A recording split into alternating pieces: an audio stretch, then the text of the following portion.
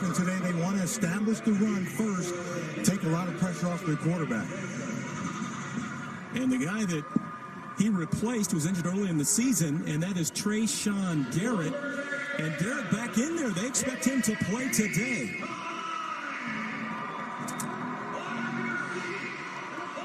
And there's the quarterback for Northern Arizona, Daniel Bridgegad, who's really been filling in and playing well the last few weeks. You might know that Case Cookus is that all-everything guy from the last couple of seasons for Northern Arizona. He got hurt. They hope the bye week will help him, and he might be back after they have the bye this week. But Bridgegad in there, and he's been putting up some numbers. Yeah, and the game is going to depend on how well he plays for Northern Arizona. And this one pounded into the end zone. Northern Arizona will have it first here at home, and they've been good when they score first. They're 2-0 in games that they've scored first. And Daniel Bridgegad will come out there. He's a transfer from Washington, but he's a local guy there in Arizona, not far away in Phoenix, Arizona. Obviously, they're Paradise Valley High School.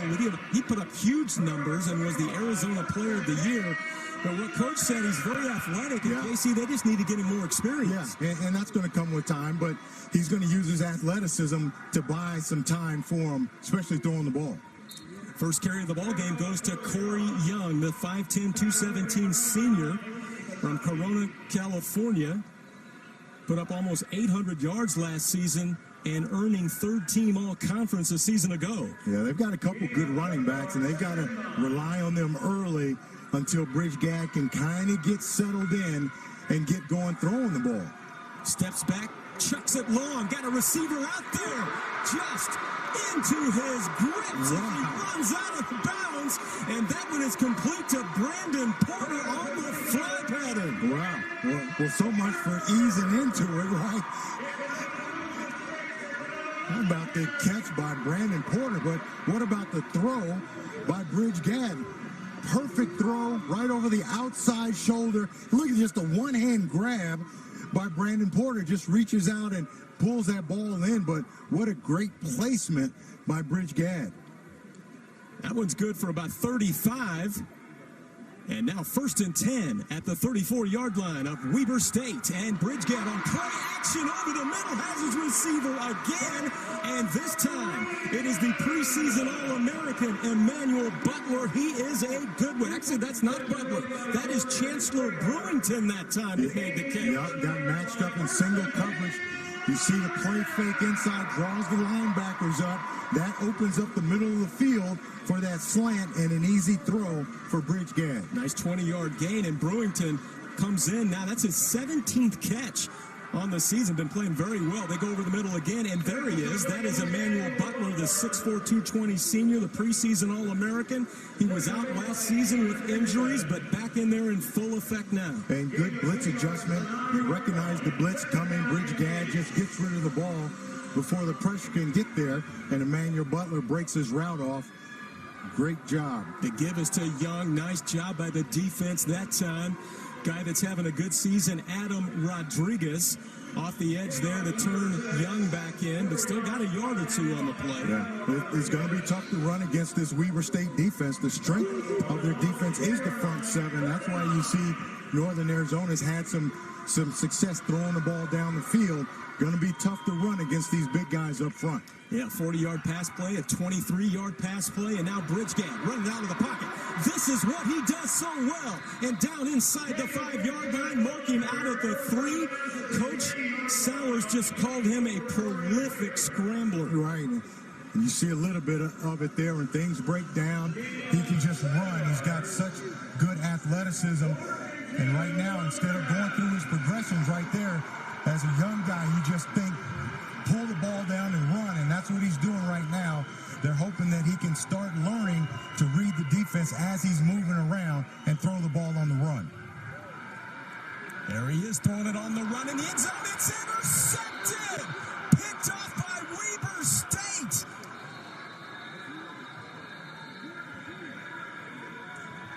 That was Collins, number 13, just reading the eyes of the young quarterback.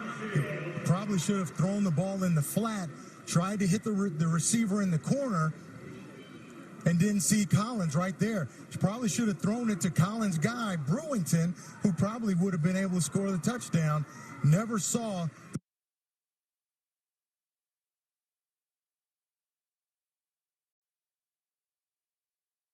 the corner. So Mark Collins picks it off. That is their 6th interception of the season. They are now +9, Weber State. And this is only their 5th game of the season. +9 in the turnover department. And Mark Collins hauls that one in, the freshman, 6 feet 160 from Sacramento, California. And the official discussed this one. On the offensive team, number 6. That penalty is declined. There was also an inadvertent whistle after the interception in the end zone. It'll be Weber State's ball, 1st and 10 at the 20-yard line. So a lot to sort out there. Yeah. It will be Weber State football. And a great opportunity on an opening drive by Bridgegad and this Northern Arizona team. They took it right down the field. Yeah, they did. Big chunks of yardage and then turn it over. And then the inexperience jumped up, and Collins right there, great job of reading the quarterback and falling under that play. So here comes Weber State, and the leading rusher in the nation on 1st down. That is Josh Davis, the 5'9", 195 freshman from Sandy, Utah, where he set all kinds of records in high school. And right now, averaging over 166 yards a game. And he comes off a game, obviously they had the bye week last week, but beat Northern Colorado. And in that game, he had a 95-yard run. Probably their best offensive game so far this year. That's why they've got to get him the ball going. Their passing game really is not where they want it to be right now. And see Constantine right there. Constantine right there. Sees something that he doesn't like, wrong formation or something with the defense, and they take a timeout. Their first charge timeout of the half. This is the 32nd. Well, we'll take a break with them. No score in the ball game after that long opening drive by NAU, but they couldn't cash it in. You're watching Big Sky football on 11 Sports.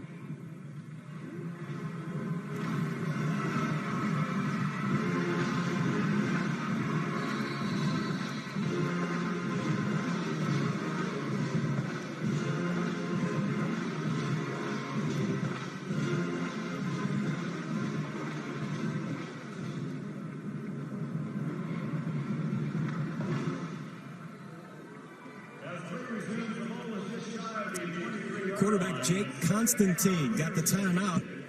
Wanted to regroup on that play. Now have 2nd down and 8.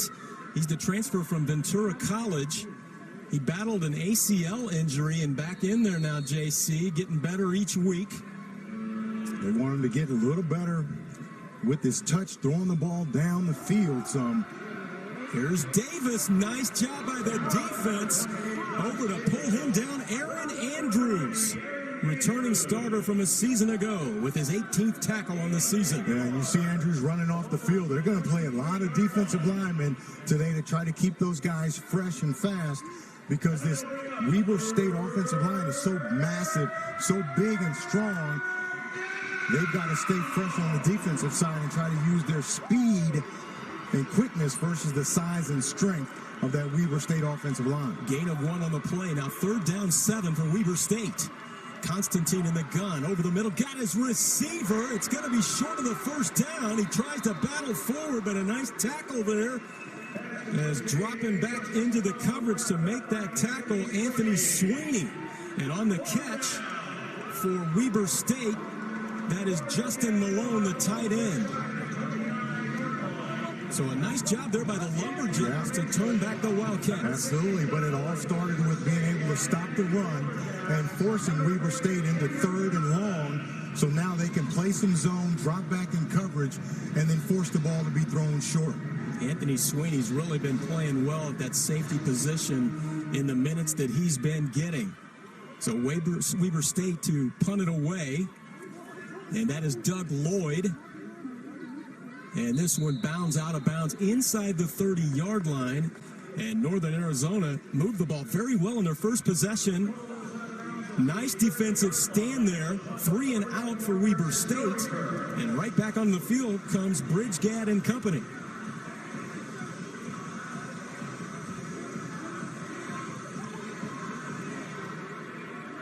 Coach just said he's got the good arm, he's got the good vision. We've seen how athletic he is. He just needs that experience. Yeah, reading defenses and understanding coverage, and that's what got him in trouble on the interception. A little trickery here.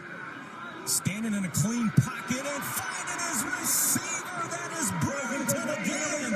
And he's down to the 44-yard line of Weber State. Yeah, they're doing a lot of misdirection type things and a lot of play-action passes to try to draw those linebackers up. It really opens the field up down the field, and that's why he's been able to hit those big plays down the field with Brewington on that crossing route. That's a gain of 30. Going upstairs again.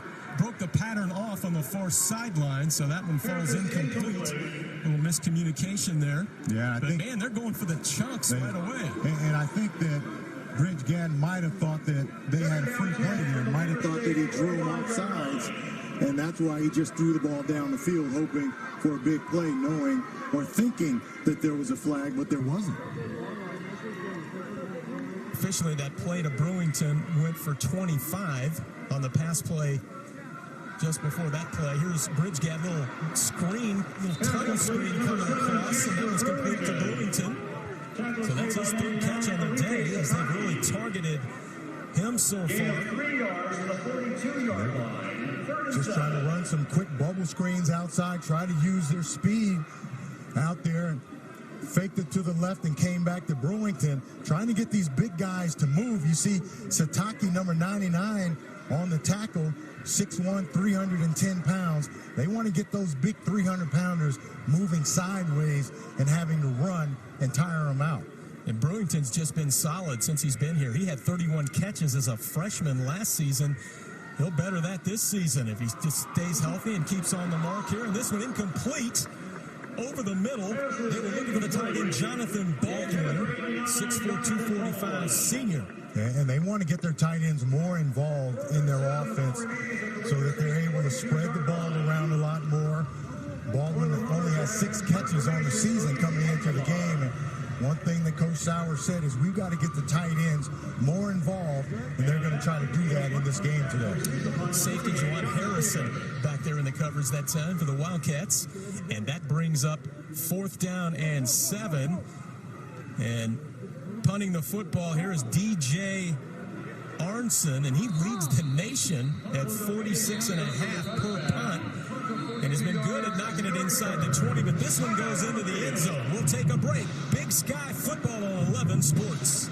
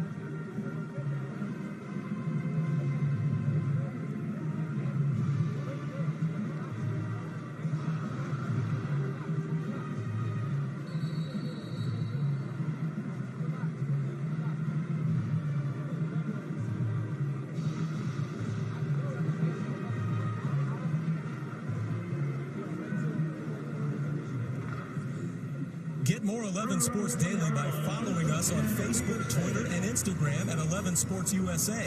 Find out what events are coming up, information about teams and players, and what games will be streaming live on different social media sites. Follow 11 Sports USA now.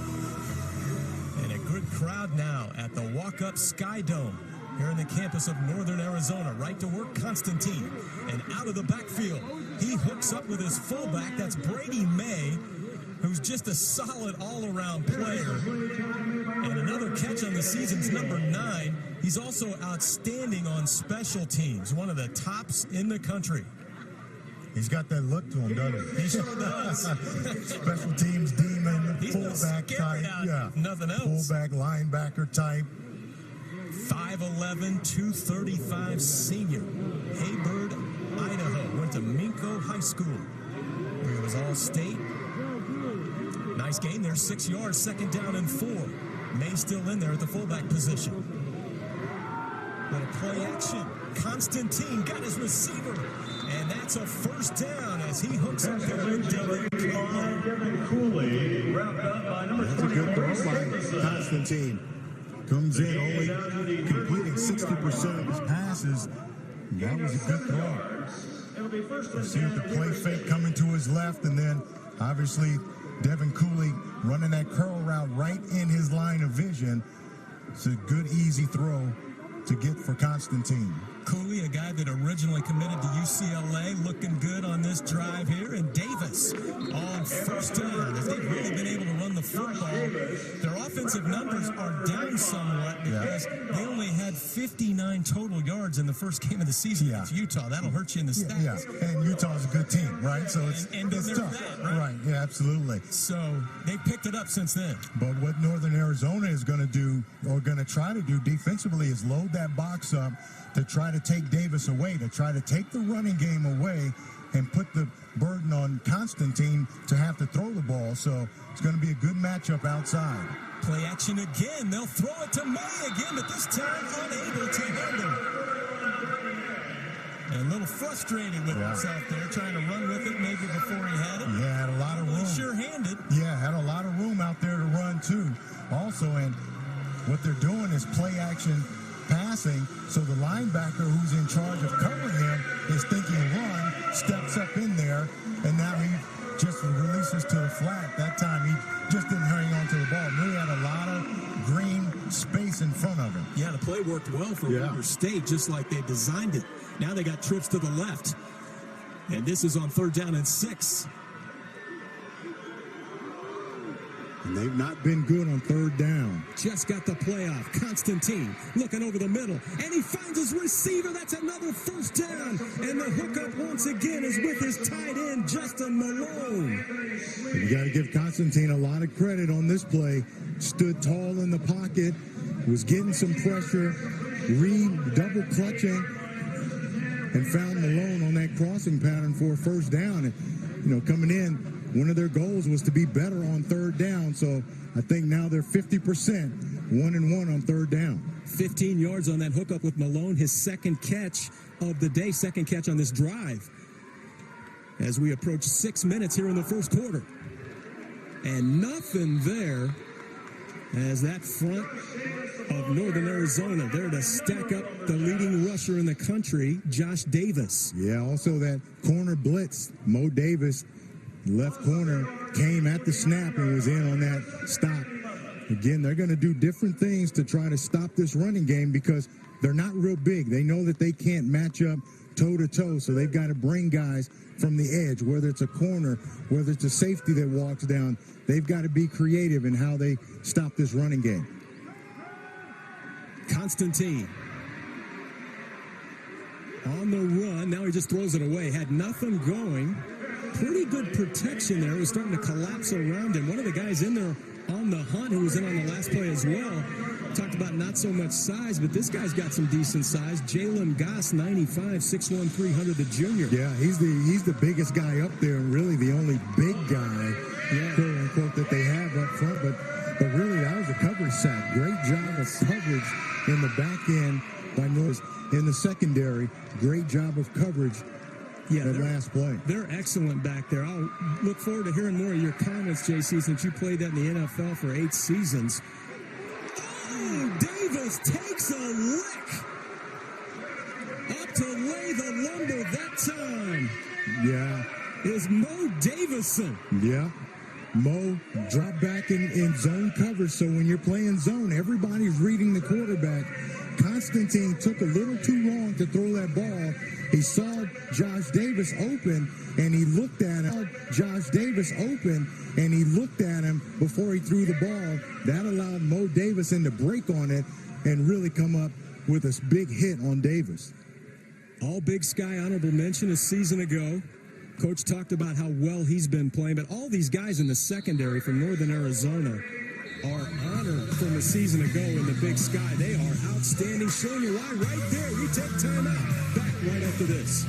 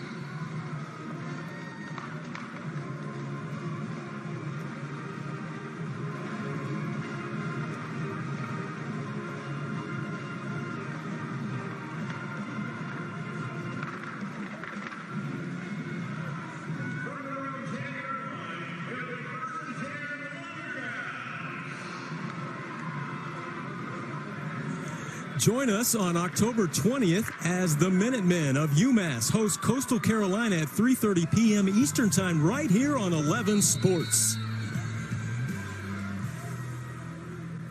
Northern Arizona, another nice little defensive stop, and on first down, it's a first down out to the 22-yard line. And on the carry that time, it is Joe Logan, and they're glad to have him back after being banged up a little bit. Yeah, they've got a couple of good running backs, and you see they're going fast here, but good job right here getting up the field by Joe Logan. Also good block out there. See number 85 out there blocking Kempton, the tight end. And just missing the connection there. Incomplete, bringing up second down and 10. Yeah, they can hit you with Corey Young, Joe Logan. Both those guys had outstanding seasons last season.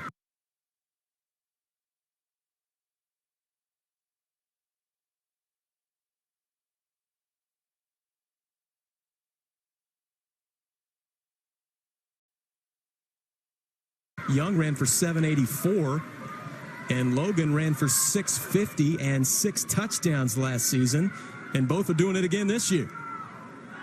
Play action to Logan, and here's that scramble ability again. Bridge Gad finds a little running room out of bounds after a gain of a couple. Is it tempting, JC, when you have his kind of ability to leave the pocket too soon? I'm not when you're young. Maybe that play, but tell me about it. Absolutely. When you're a young quarterback, when your first read is not there like it was right there. Now, obviously, he's under a lot of pressure there. He had to pull the ball down and run, but you want to use your legs to extend plays, to look down the field and see if you can find these, to look down the field and see if you can find a receiver uncovering. Yeah, he had no choice that time. And once again, and he breaks free. And you see his eyes are looking at the rush. If you do to a young quarterback to try to get those guys rattled and start looking at the rush, and now when the rush doesn't come, he's still looking down for the rush. You can see his eyes right now, a little quick, looking down, not really looking down the field to find a receiver, but scrambling around, trying to get out of there using his legs. Good job up front. That's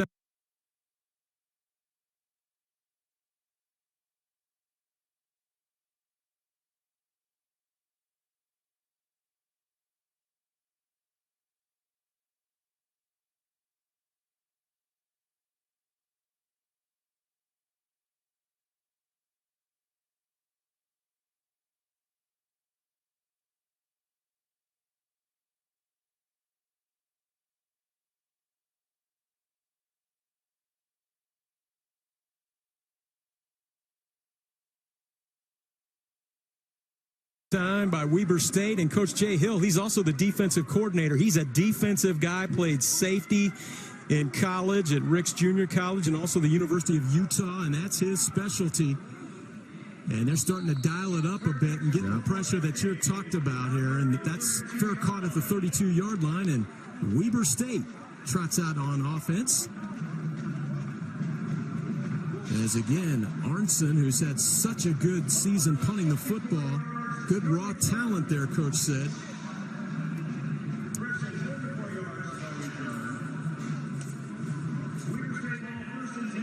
College soccer tomorrow. UC San Diego at San Francisco State. The women are at 2:30, and the men follow it up at 5:30, and the men follow it up at 5 Eastern time, right here on 11 Sports. You know, I think if you're Weber State offensively, I think you got to try to take advantage now of your size up front and just see if you can try to wear down this smaller defense of Northern Arizona. I mean, all those guys up there 300 plus, except for the center, and he's 295. But then they also have a tight end, Junior Latu. He's 295. So you've got a lot of meat up front, a lot of beef that you should be using. And Weber State, JC, to your point, has a little extracurricular there as Garrett got the carry that time. That's his second carry on the season. After being injured, he carried once for 5 yards and has been out. But after that bye week, he's been able to get healthy. And he's a guy that was third-team all-conference a season ago, so they're glad to have him back. Glad to have him back. Big-time player for him. He splits out wide now. They may even throw the ball to him. You see him down at the bottom of the screen. Yeah, he can certainly catch the ball out of the backfield. Moved a little soon. But back to that offensive line, they were able to get some young guys some playing time last season. Yeah. Offense, number 55. 5-yard penalty, remains third down.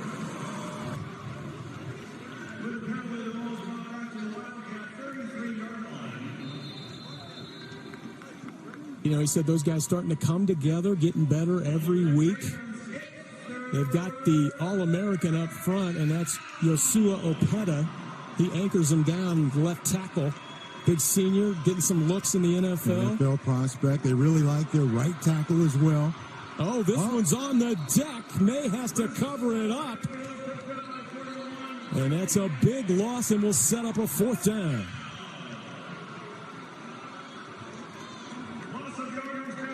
They just haven't been able to get going offensively. Yeah, they're just mishandled snap, whether the timing was off, where they snapped it before Constantine was ready and missed it, but those are big, and missed it, but those are big plays on third down that you just can't have. So this will be Lloyd from about his goal line. Back deep, Cameron Johnson. And the left footer gets it away, angling near side. And this one is hauled in, and then he's upended immediately. That's Justin Stokes who called that, or hauled that one in. He was back there along with Cameron. You can see down here, watch number 31 come in right there, right at the end. Good job of coverage by the punt unit. But now Northern Arizona's got great field position to start their drive. Really all because of that great series by their defense. That's team football. Your defense gets a stop, and now you got good field position for your offense.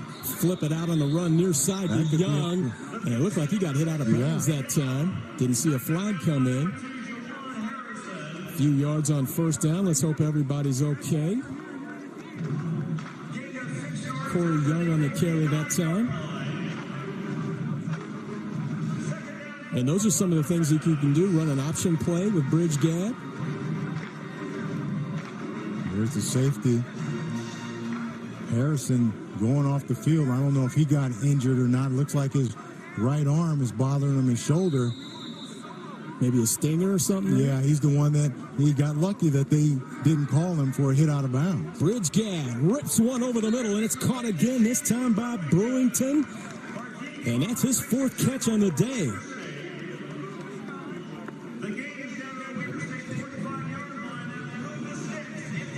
You can see when Bridge Gad just has one read, then he throws the ball pretty well and throws it with a lot of confidence. The problem is when he has to go through his progressions. 6 yards on that hook up, near side.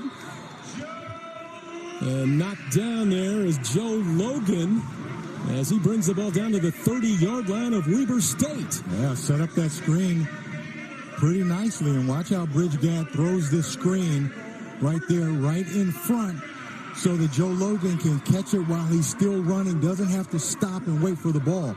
Now, trick play here.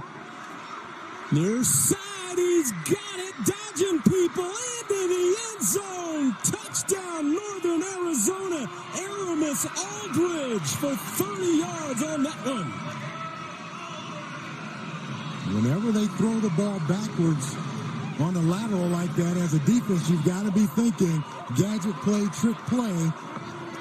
That time they caught Weber State off guard and able to score with Aldridge just sneaking out of there. And on for the extra point, Luis Aguilar. And he's got it right through there, 7-0 Lumberjacks.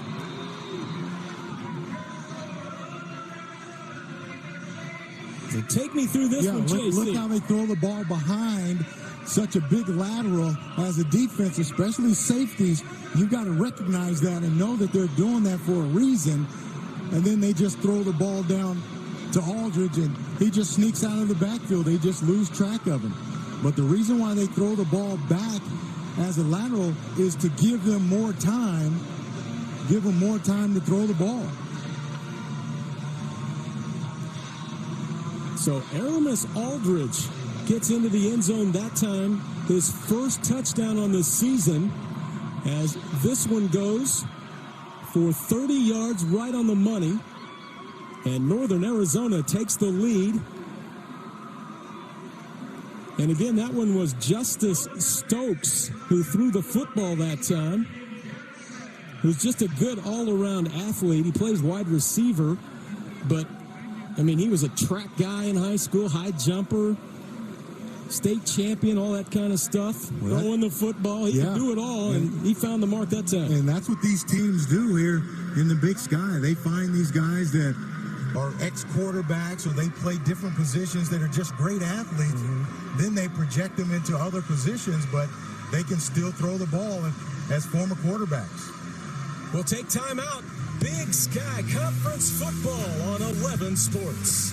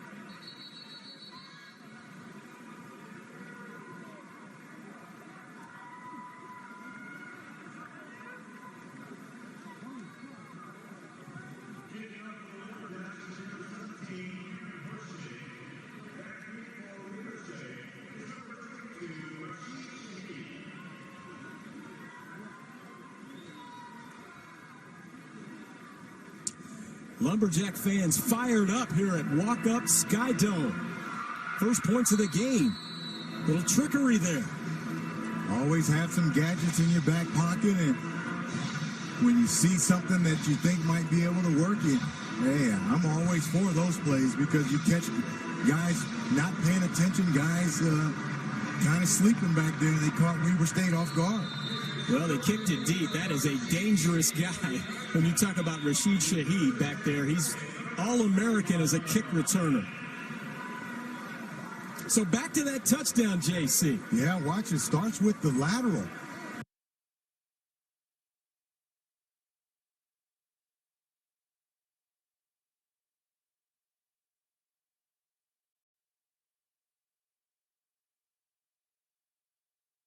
back to Justice Stokes, and then that buys him a little more time to catch and throw the ball, and they just lose track of Aldridge. He just slips out of the backfield.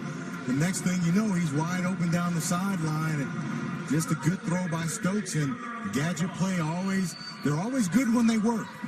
They're always good when they work, right? Well, Aaron Flugard, the offensive coordinator, liked that one as he dialed that one up. We were talking to Coach Sowers, and Aaron Flugard, the offensive coordinator, his dad, Robin, works for him as the wide receiver coach. And Robin went to grade school with Jerome Sowers back in the day, so that's kind of come full circle. And Dad Robin said, sometimes he works me too hard. You know, my son. Hey. They had that one working. Trying to get back at him for all those little spankings as a kid. 2nd down and 10, Weber State from the 25. On the give, this is Garrett. That's his best run of the season, dishing out some licks for the first down. Glad to have him back. Yeah, glad to have him. You see these big linemen coming through. Great job by Whitworth, number 75. And now just Garrett using his strength and his vision. And he's got great vision, able to get through those holes, but that's what they've got to do with these big offensive linemen. Let those guys fire off and find some creases and some gaps. 11th all-time rusher at Weber State, Garrett. And this one incomplete. Little mix-up. Looks like he wanted to go over the middle. Yeah, and that's been a problem for them offensively. You know, they're last in passing in the Big Sky. They only average 118 yards a game. Well, he was looking for the senior that time, Darrell Denby. Yeah. I think they've got to establish the run a little more before they start looking to throw the ball down the field. Well, they certainly have been running the football well coming into this game. Northern Arizona really stuffing it today. Davis banging off people that time before being brought down. That was Cameron Johnson that finally made the tackle, but Davis at only 5'9", 195, running with a little power that time. Brings up 3rd down and 2.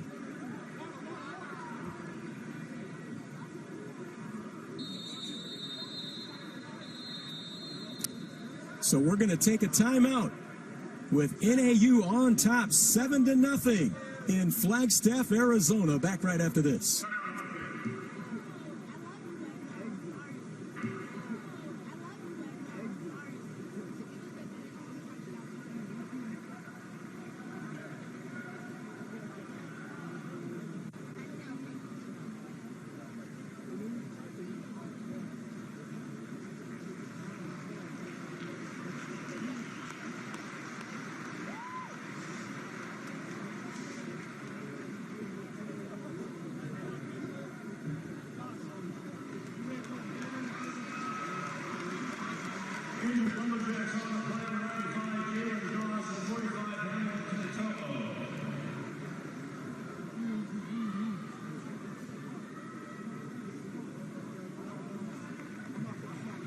Ladies and gentlemen, please turn your attention to the field as the Northern Arizona University Athletic Department would like to recognize today's game sponsor, the U.S. Army ROTC.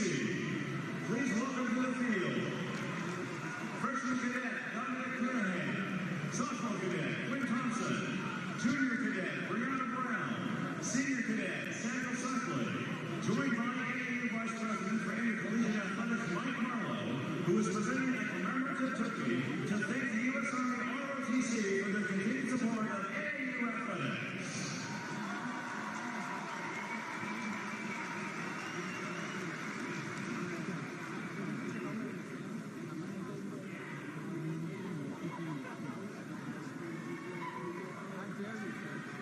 I dare you to. Let's get a team. Let's go deep.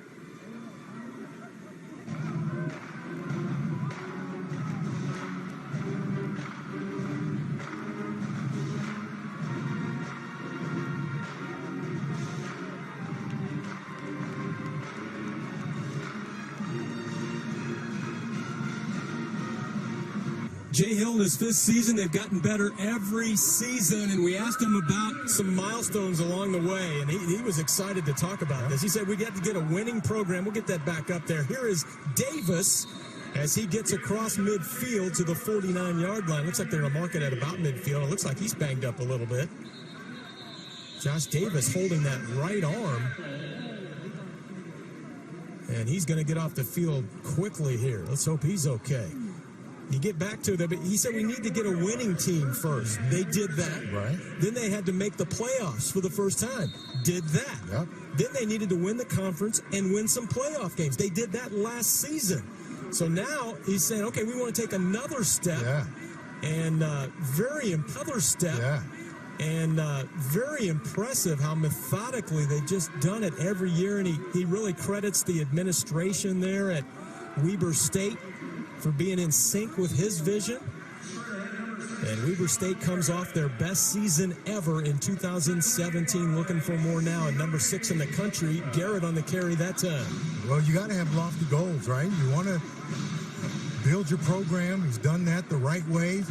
Got his kind of kids in there. Big, they're tough, they're physical, they're fast, they can play different styles, and they've won a lot of ball games. So now they expect to win, and that's what you want to have in your program, the expectations that you're going to win. Here's Garrett again as he's down to the 41-yard line. That'll bring up a 3rd down and short. And Josh Davis, the way he went off, he was really holding that shoulder. Yeah, right arm. Or his elbow. Looked like he came down pretty bad, but right here you can see that big holes to run through for Trayshawn Garrett, and now they're trying to reestablish the line of scrimmage, pushing guys, creating gaps and creases, and establish the run game, and I think that's what they've got to do. Garrett again, but not this time. That front for Northern Arizona. Aaron Andrews was in there, 90. And some help from other. That time kind of a double reverse to Shaheed. He's a big-time guy. They want to get him the ball. They haven't been able to really throw it to him and get him loose, so they try to reverse it to him and let him use some of that speed, but Anthony Sweeney read it the entire way, spelled it out. Sweeney's one of those quarterbacks from high school that Coach talked about. Yeah. He likes quarterbacks from high school that Coach talked about. Yeah. He likes to get them and flip them over to safety sometimes, because a lot of times the quarterback's the best athlete in high school, and Sweeney's been outstanding. Great on that play, and look at everybody converging on Constantine. 33 is Tristan Vance, who was in the mix, the linebacker. Yeah, a lot of pressure. Bring a lot of guys. You see 33 comes off the left edge right there, just fights through, and you can see there's 6 black hats or dark blue hats, whatever those colors are, at the quarterback. A lot of movement, trying to make those big offensive linemen have to move their feet side to side.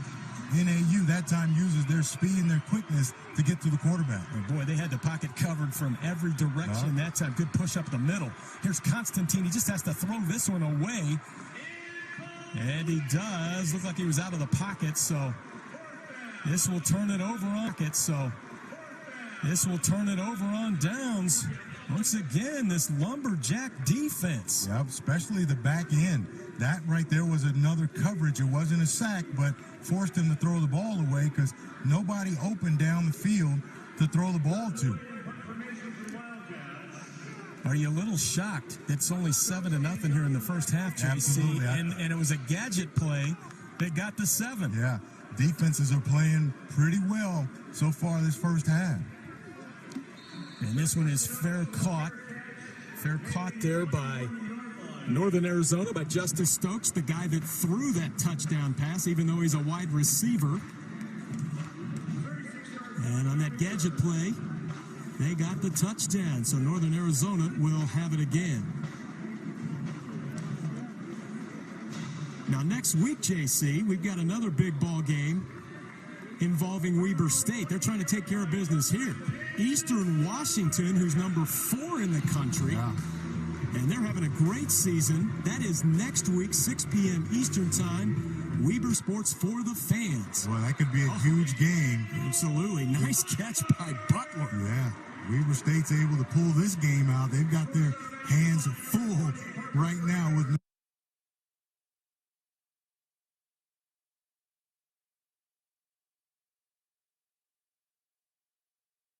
pull this game out. They've got their hands full right now with Northern Arizona. But if they're somehow able to pull this out, it's going to be a huge matchup with Eastern Washington.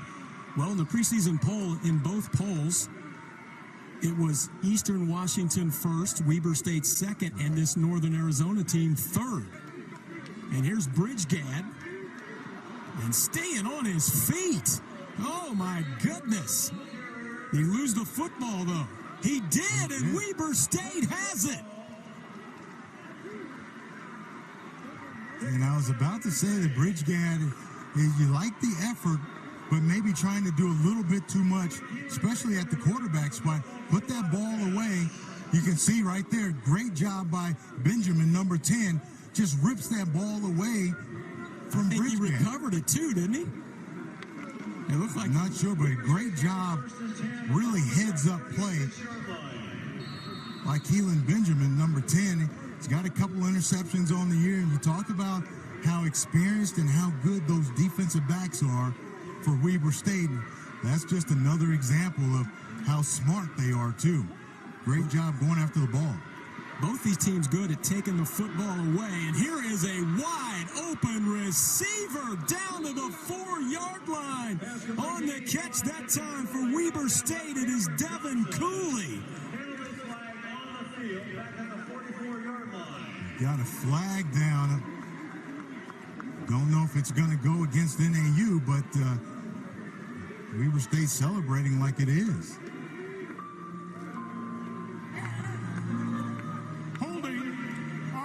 Number 55, 10-yard penalty from the previous spot, first down. Cooley was either celebrating or really mad. Yeah, right. He was jumping up and down. And has to be really mad now because he knows that that's coming back. Opeta, that's the big-time guy up there. That's their best lineman, the NFL prospect, left tackle, 6'4", 305. And sometimes you get those small, fast guys on you. And sometimes you get caught holding because maybe they're a little too quick and give you a good move. So 1st and 20, Bridgegad, and knocked out of the hands of the intended receiver on a good play there by the defensive back for Weber State. That was Parker Prater that came over to knock it away. Or actually, that was Weber State with the pass. Constantine and knocked away there as the intended receiver was Malone, and he's down. Sutton was the guy. Yeah, Wes Sutton. One of those guys that strong safety, really active.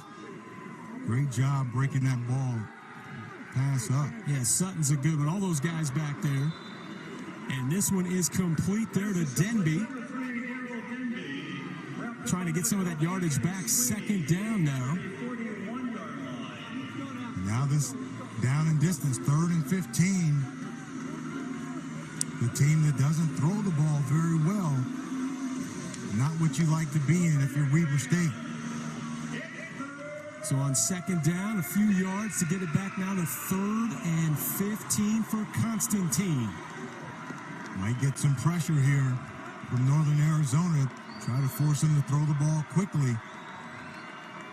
They've been good at that here in the first half, but this time Constantine with some time and overthrows the intended receiver Denby, who was in the clear. Had him wide open. And again, what did Coach Hill tell us about Constantine?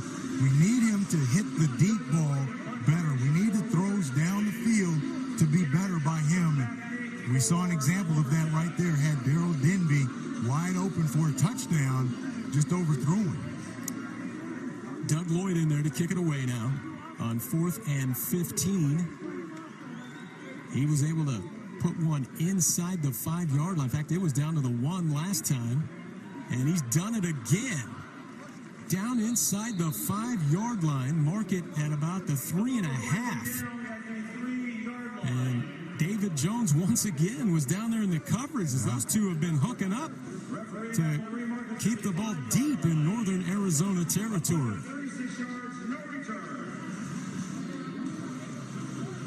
But the defenses have come to play today. And a big penalty last time. The hold took away the big reception there from Constantine to Cooley. But the defense able to get off the field and get Bridgegad back out there.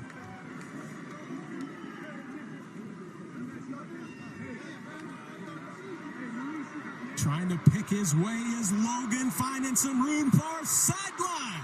All the way out to the 30-yard line on a gain of 27. And that's just all Logan making a play. Wants to take it front side. Nothing there, though. So now he bounces it all the way backside, gets a great block by Emmanuel Butler, the wide receiver over there, and really turns a play that probably wouldn't have gained any yards into a play that gains a big 20 yards down the field. Came in with 165 yards in the season. Bridgegad on the run, flag on the play, got his receiver across midfield. That's the hook up there to Matthew Kempton. 14th catch on the season for Kempton. And good heads-up play that time by Bridgegad, understanding that there's an offsides, so throw the ball down the field. You got a free play, throw it down the field. Offside, defense number 40. That penalty is declined. The result of the play is a first down. Good job of knowing what he had. Yeah. Finds Kempton. And you throw it down the field. And if you don't complete it, you just take the penalty. And if you do complete it like they did, decline the penalty and take the big play. 26 yards to Kempton that time. Bridgegad again coming near side. Overthrows the intended receiver, Chancellor Brewington. Benjamin over there. Yeah. Now, he's talking a little bit, JC. Yeah, now, back in your day in cornerback, how'd you approach that? No, I didn't say much of anything. Now, come on. During the timeouts. Hey, I used to see that head bobbing up and during down. the game, hey, if you're back there playing, you got to have a lot of confidence in yourself. And Benjamin does. Yeah, got to have a short memory and a lot of confidence. Couple of good secondaries here today. We have talked about Northern Arizona. Yeah, a couple of good defenses. For sure. First half, and a big hit by Benjamin. Yeah. Now you're going to hear a little bit. Yeah. There he is. See that? Yeah. That's kind of what I used to see you do a little. Absolutely. The official's talking to him. He's talking back to the official. And see, he's had enough of it. Now, I've not seen this, though, where they make you go out for a play. I've never seen an official that makes a guy go out, and you can see Jay Hill's telling him, get back in. There's no penalty. There's nothing, but I've never seen that one. Yeah. I don't know. Unless there was something else involved. And now there's... They're going to talk it over. He's saying, wait a minute. And you see Benjamin saying he doesn't understand either, neither does Coach Hill. Like, how can you send him out? There's no penalty, there's no anything. Well, Benjamin he's made some big plays today. Obviously, those last two. But he also stripped the ball away and recovered it. I'm pretty sure he's the guy that got the recovery. Yep. A couple interceptions on the season. And trying to sort this whole thing out.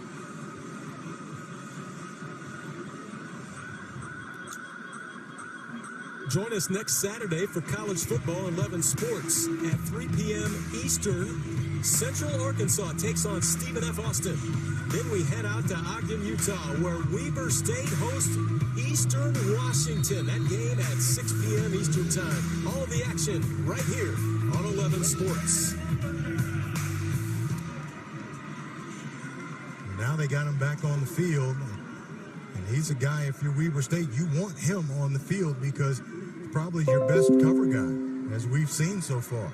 So all for naught on all that. He's back in there, and oh, what a catch near side by the All-American Emmanuel Butler.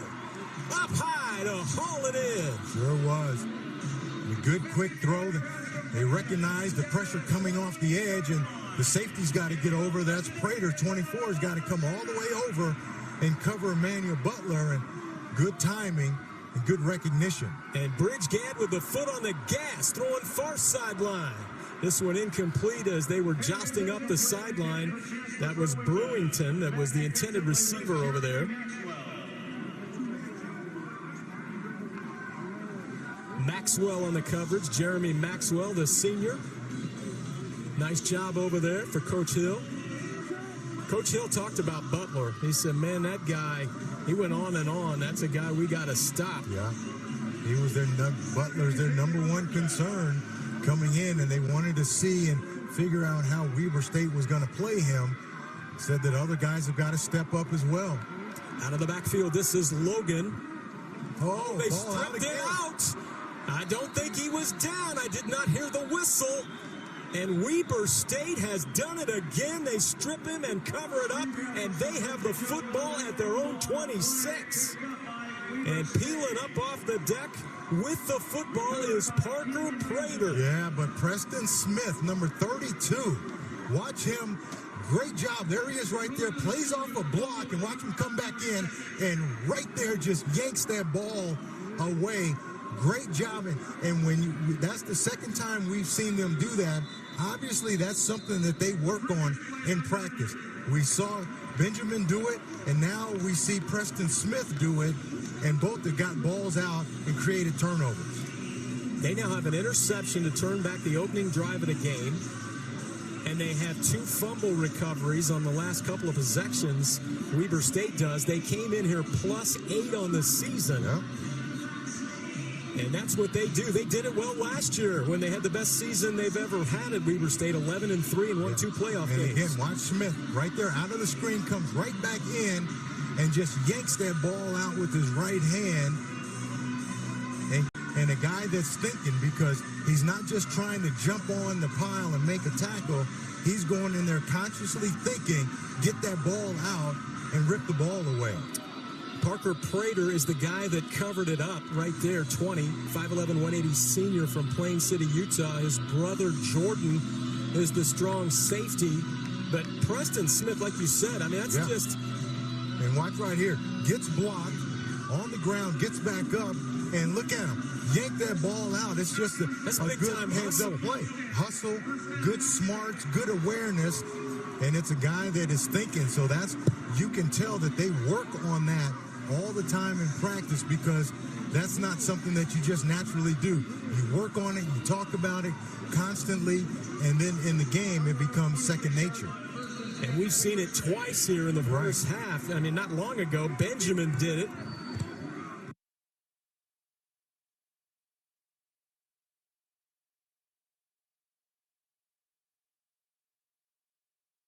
And Smith just staying with it. Yeah.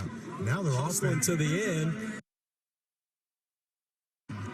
Not a lot of time left in this first half, but they've got to start finding a way to take advantage of those turnovers, getting extra possessions, getting the ball in good field position. And, you know, now, though, with 2:44 left in the half, I don't know if you want to take too many chances. Here's Constantine, and he's hammered in the backfield. 93, Shantez Thomas. And you can say it's great coverage by Northern Arizona, but if you're Weber State, you're saying the quarterback's holding on to the ball too long. He's got to get rid of this ball. He allows the coverage or the pressure to get to him.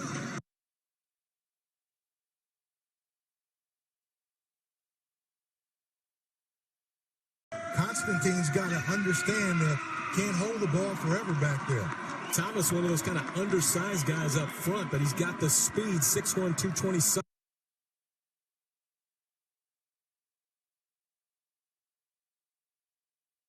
Sophomore.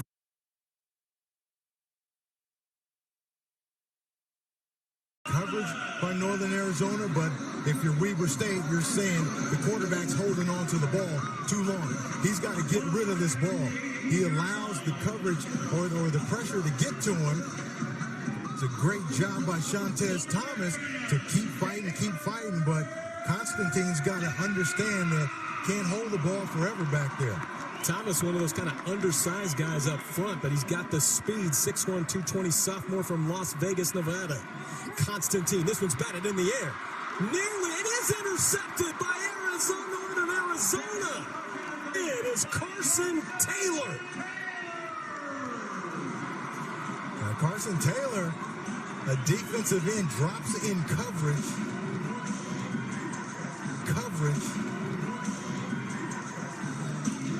And comes back and makes a play on the tip ball. Number 99 back in coverage and just rallies to the ball. Tip ball drill. That's what they call it. And normally those defensive ends aren't doing that drill, but he was able to get back in coverage, see the ball tipped, and then come back and make that play. Now he gives it back to his offense in great position. Taylor from Glendale, Arizona, Apollo High School. And here's the reverse. On the reverse, this is Stokes, who's thrown a touchdown pass today. He's caught one, and now he's run one.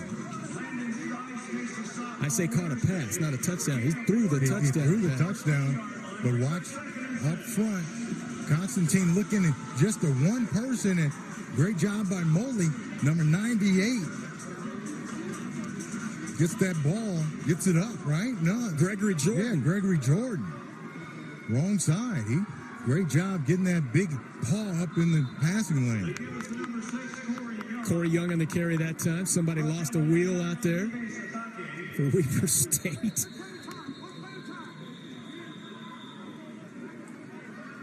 And running off there for Weber State, 99 is Felipe Sataki to adjust the shoes. And now that defense of the Wildcats going to have to flip it over and play tough here. They've only allowed the one touchdown, and that on a bit of a gadget play with the throwback from the wide receiver to Aramis Aldridge for 30 yards and a touchdown. That's our only score today. That's it. And now they've been put in what we used to call adversity. Adverse situation. Your offense turns the ball over. You're in a tough field position. You're already in the red zone, the gold zone if you're offense. And now you got to try to hold up. It's 3rd and 7. Minute 12 left. So, even if you just hold them to a field goal here, if you're Weber State, you got to think that's a win for the defense. And for Northern Arizona, that was their 11th interception of the season. That is tops in the conference. And first in the nation, actually, coming into the day that they had 10. Here's Bridgegad on the move with a burst. And down to the 7-yard line on a first down. Yeah, got the first down. I thought he was going to run backwards a little bit and lose the first down yardage, but he got the first down. Clock stops for the chains. Now it's moving again. He's got to get them lined up. Bridgegad looking over the middle. Then he's sacked. Ball on the deck and picked up. That is Preston Smith. They won't catch him. Touchdown, Weber State. Oh, my goodness. The Lumberjack crowd was all lit up, ready for a score, and it goes the other way about 90 yards. Yeah. Again, the young quarterback holds the ball too long. You got to get rid of that ball right there, but he pumps it and holds it. It looked like it was number 45, Stice, that came off the edge and stripped him of the ball, a strip sack, and just an easy jog for Preston Smith the rest of the way. But as a young quarterback, Bridgegad has to know that you can't pump a quick step. You can't pump a 3-step drop and hold on to the ball. It's either there or you throw the ball out of bounds. So Preston Smith, he was the guy that stripped it last time, but this time he's the recipient picking up the fumble. I think he ran it about 85 yards for the touchdown. Watch Bridgegad right there. 3 steps. It's a quick pass. It was there. Stice that hit him. Stice hit him, but he held on to the ball. You can't do that on a quick step. You got to get rid of that ball one way or another because the pressure's coming. The linemen up front are just taught to try to just chop the legs out and give you a throwing lane, so you got to get rid of that ball. He pumped it, tried to hold on to it. Landon Stice came from the backside. Smith just scooped and scored. Then how about that play? Just take it right onto the end zone as they go for 2.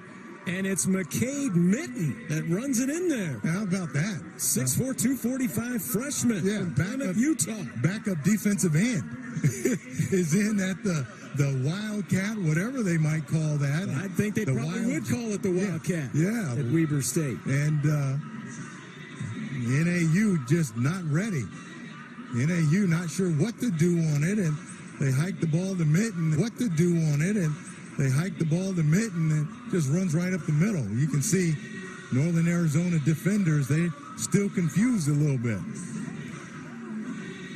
Northern Arizona thought they were running in for the 2-touchdown lead. Yeah. At a minimum, maybe get a field goal. Right. And now they're down by 2.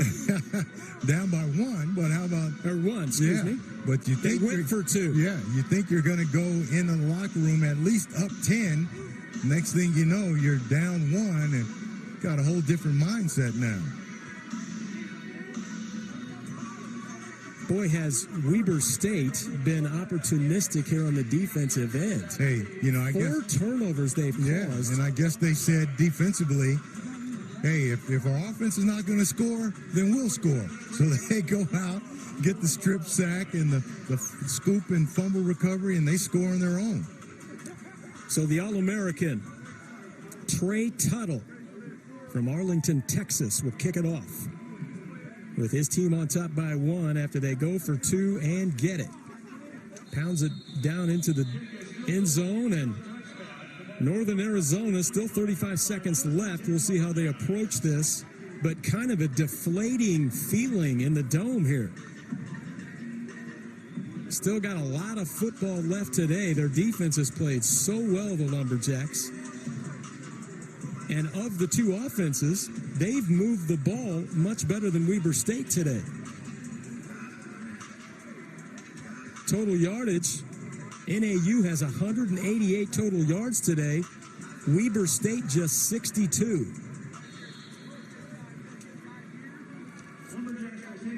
And it looks like Coach Sowers content to take this one to the clubhouse. Take no more chances. Let's get into the clubhouse or the locker room. Let's regroup. Let's talk about what we need to do, make adjustments, and get ready for the second half.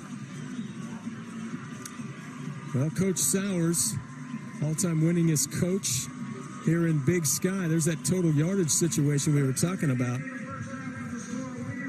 Coach Sowers, 121 wins. 83 in conference play in Big Sky Conference action. The best all-time, the most all-time. So we'll see what they have dialed up here in the second half, but it has to be a deflating feeling for Northern Arizona to be where they were. And then on the other hand, Weber State, they're sitting there going, we got 60 yards here in the first half, but somehow the defense has stood up, 4 turnovers, and able to get an 85-yard fumble recovery return by Preston Smith on the hit there by Stice, and they have the lead at halftime. So we'll take a break. Big Sky Conference football on 11 Sports.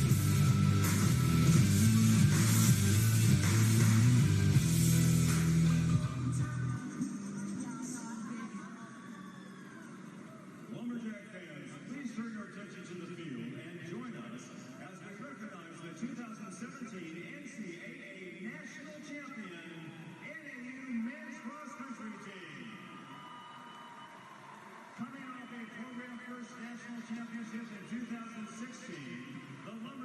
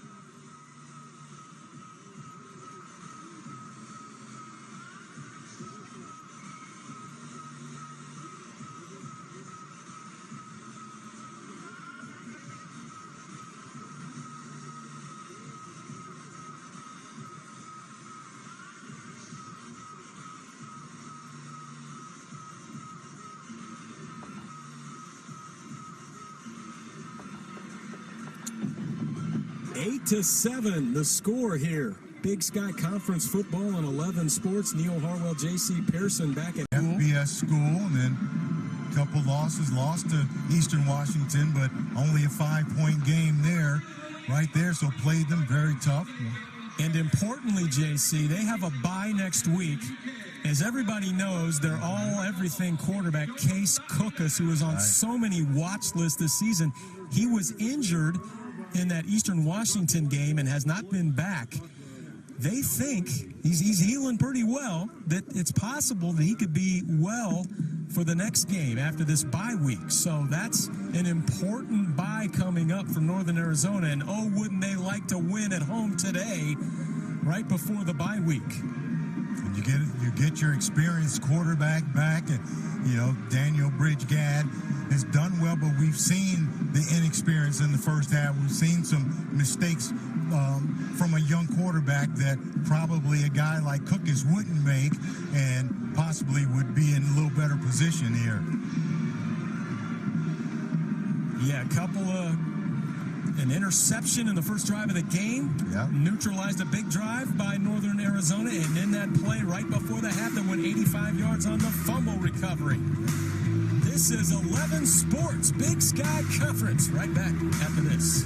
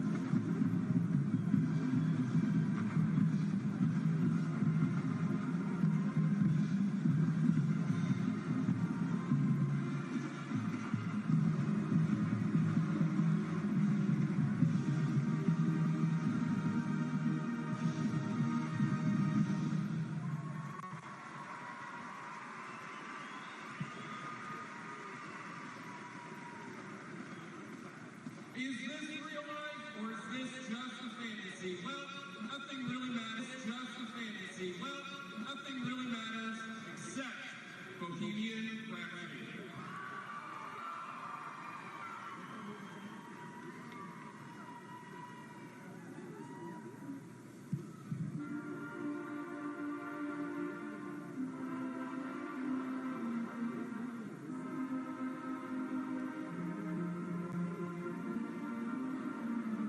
Sing along if you know it.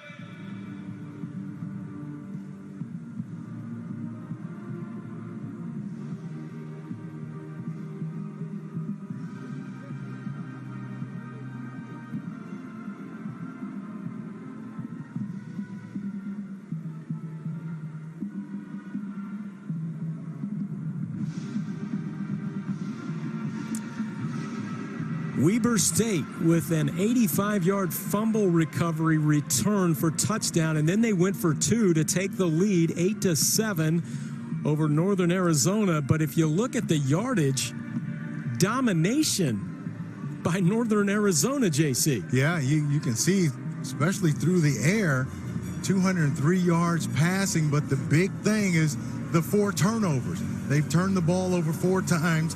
One of those was in the red zone. They were going in to score, turned the ball over with an interception.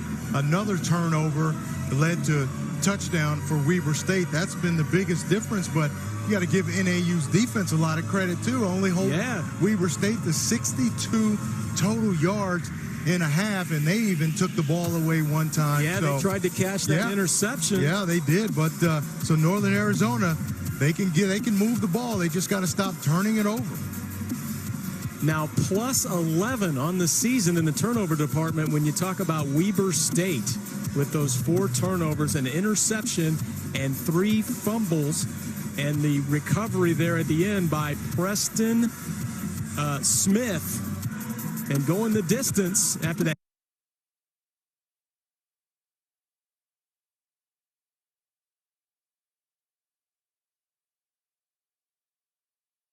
You're watching Big Sky Conference Football on 11 Sports.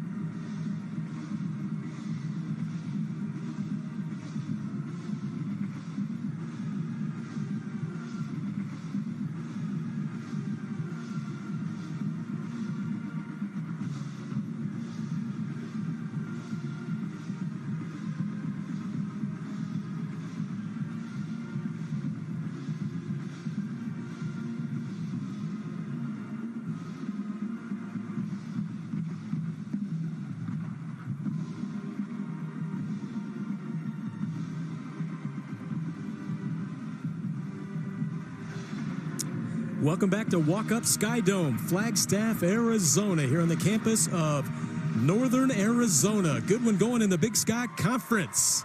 Let's go right to those first half highlights. A lot of highlights in the first half. This was huge, the first drive. Northern Arizona, Bridge Gadd throws an interception to number 13, Collins. They're going in to score, but then Northern Arizona comes back with the gadget play. Justice Stokes, the wide receiver, to Aldridge. You can see right here the lateral backwards, and then the throw down the field to Aramis Aldridge for a 30-yard touchdown. Again, good throw, too, by the wide receiver, former quarterback in high school, Justice Stokes. But then Weber State, good job taking the ball away. Watch right here. Great job right there by Benjamin, forcing that turnover. Here's another one by number 32, Preston Smith, stripping the ball away. Northern Arizona comes back. Looked like they were going to score. Got an interception of their own, but this was the one right before half. The strip by Landon Stice, and then the scoop and score. 85 yards by Preston Smith. And then they end up going for two.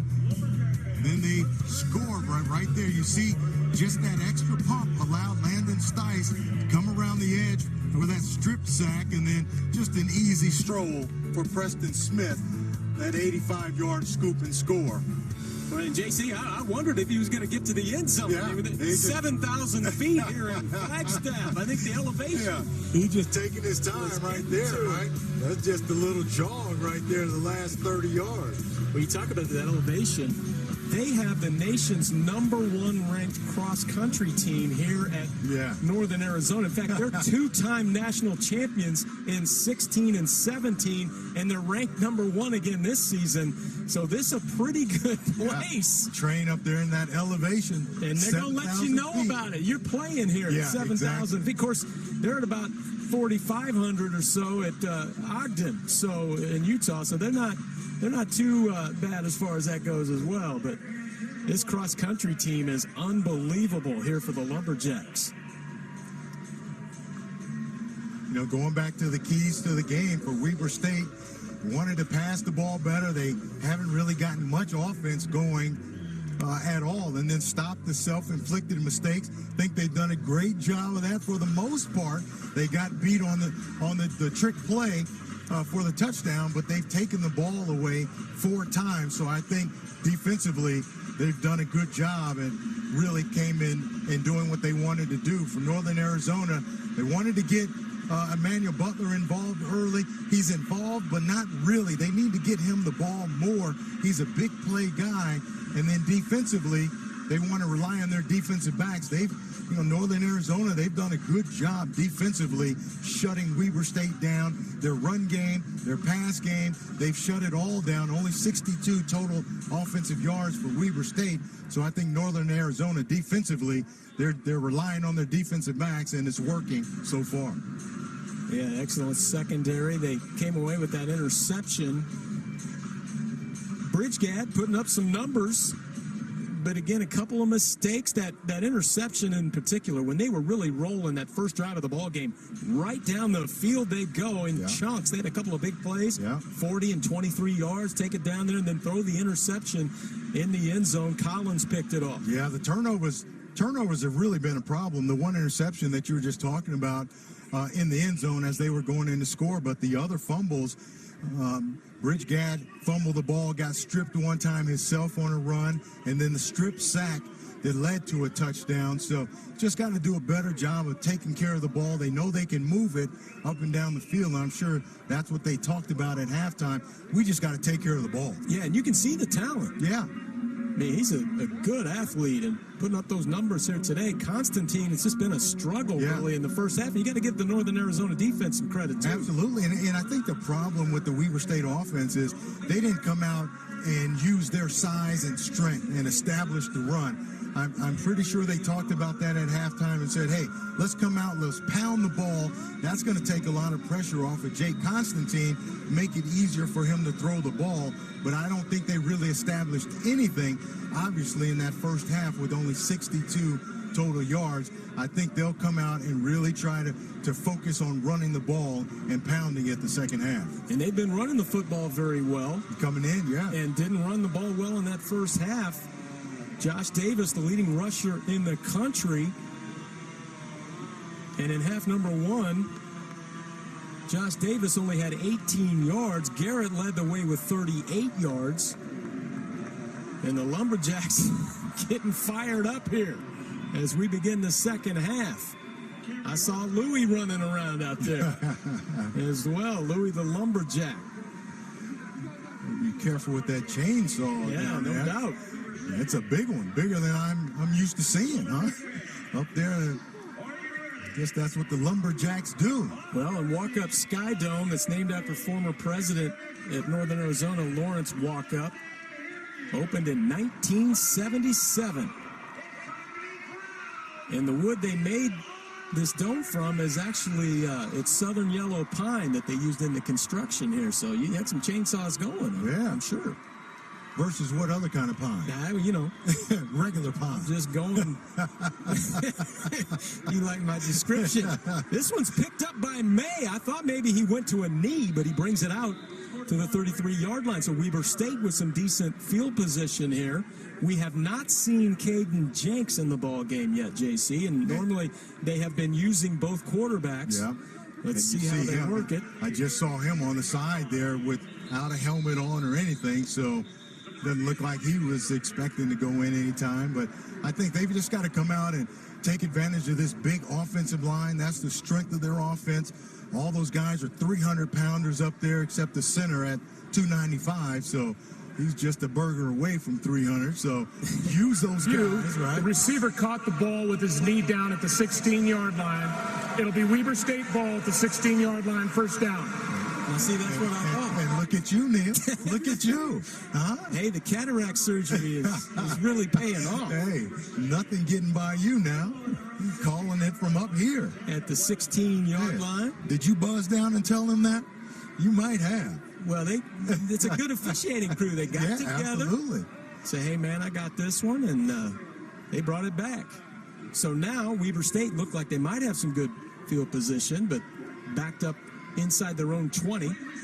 Constantine, the transfer from Ventura College, put up big numbers there, threw 68% completions, and he threw for about 2,400 yards and 28 touchdowns. He went to Boise State first, where he redshirted before going to Ventura College, which is the same school as Cookus went to from Northern Arizona. And right out of the gate, they said, let's run the football with the leading rusher in the country, and Davis with a burst, has the first down. Yeah, absolutely. It's got to be something that they're going to feature in this second half. Like you said, they've got the leading rusher in the country. They've got 300-pounders all across the front. And look at the hole that he has to run through. He's got that quickness, got that burst at 5'9". He's not real tall, so he can hide behind some of those guys. Here he goes again, hiding behind some guys, and out to the 36-yard line. And he's still playing with that arm, and you thought it was his elbow that he ran off with injured before, but came right back in. He still looks a little banged up right now. Coming off again, and you can see just he's in some pain. What a tough young man. Just ripped off 2 big runs. Got banged up a little bit. First run was for 15 to get him in good shape, get him out of the hole there. And that one was for 5 yards, so second down 5. Garrett back into the ball game. Oh, off the edge comes Mo Davison like a blur. Yeah, and again, for Northern Arizona, they've got to do some different things. They know they're not big enough to just go toe-to-toe. So what do? They bring the corner off the edge right here from the backside. And you know they've had a lot of scouts here at Northern Arizona looking particularly at Butler. You know, he's got that good size, the wide out, but they've got some D-backs they're looking at as well. Because there's 2 corners, they're not big guys, but they got speed, Davison, and of course Dorsey. Here's Constantine over the middle, and a big lick by Jay Castile. Uh-oh, a little too much talking there. Jay Castile, who's academic all Big Sky, had that one figured out from the get-go.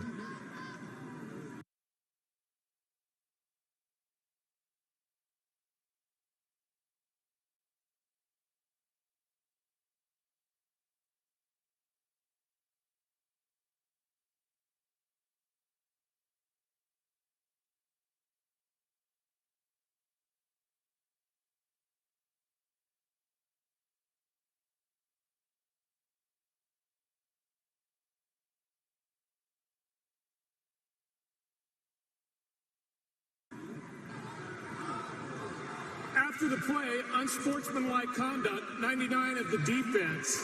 That's a 15-yard penalty and an automatic first down. This is number 99's first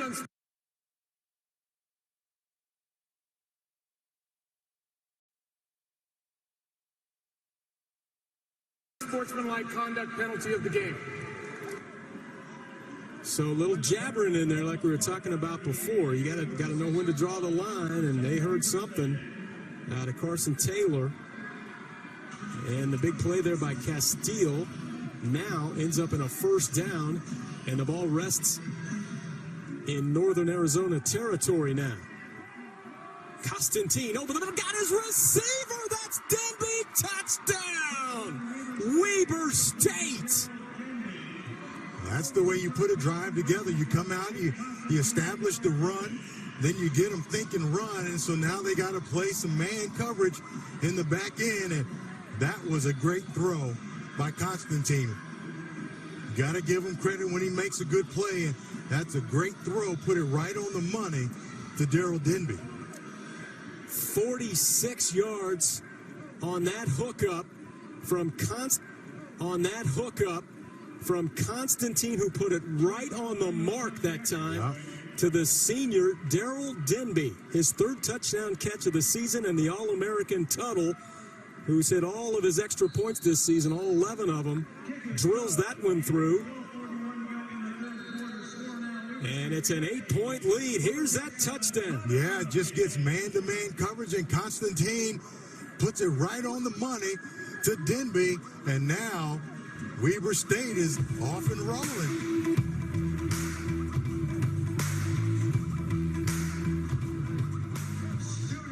Look to the sky and catch a Dutch Brothers Coffee Cup for your chance to win free coffee for 1 year.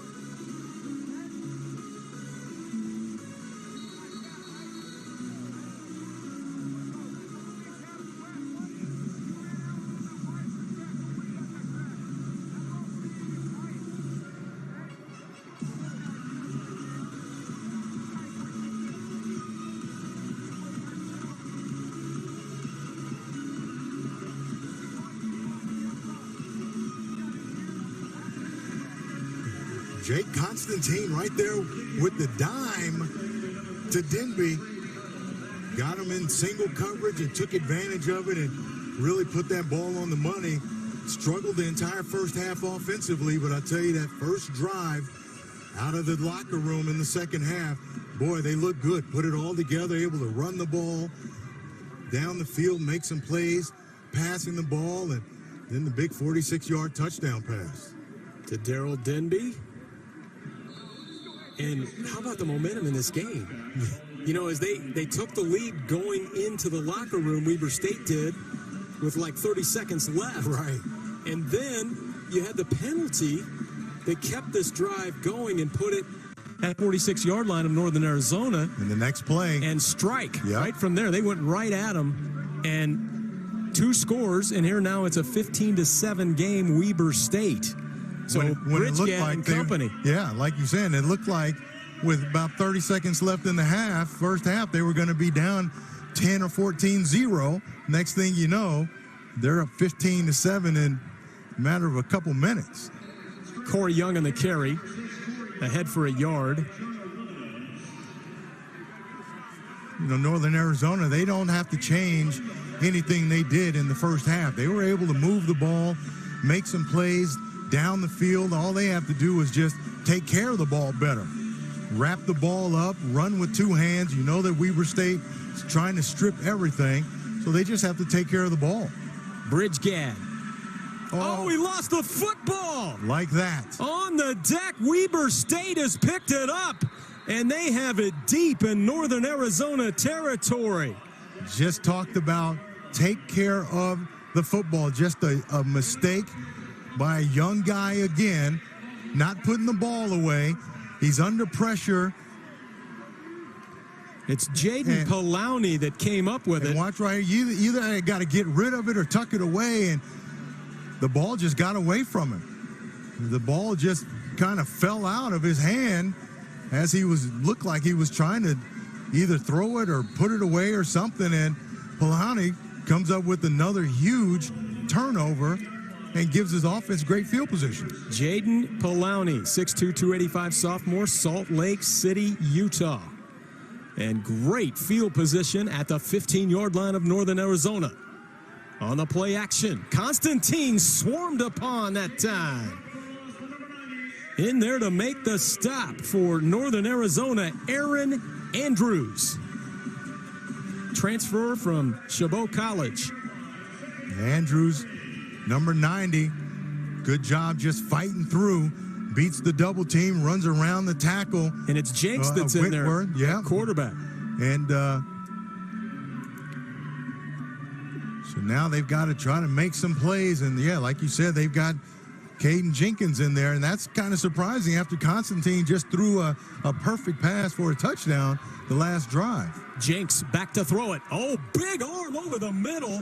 And I think Rashid Shaheed heard some footsteps there. Alligator arms.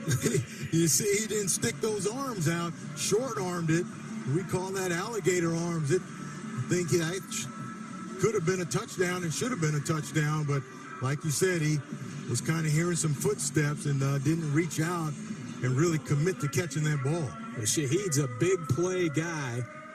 As we said, All-American kick returner. They like to get in the ball in a number of ways, and you see the big arm there from Jenks. Yeah. I mean, that had some juice on it. On third down, Jenks. And the defense has done a nice job here for the Lumberjacks. Once again, Andrews was in there. Also in there was Sione Talakai. Right there, 91 was in the mix. That's a big, big stop for NAU. Even if they give up the field goal here, that's a win for them defensively because, boy, they were put in a tough spot with that turnover. First team all-conference, Trey Tuttle. 7 of 11 on field goal attempts this season, and he's got that one right through there. So a good job by the defense after the turnover. They hold him to the field goal. It's 18-7, Weber State.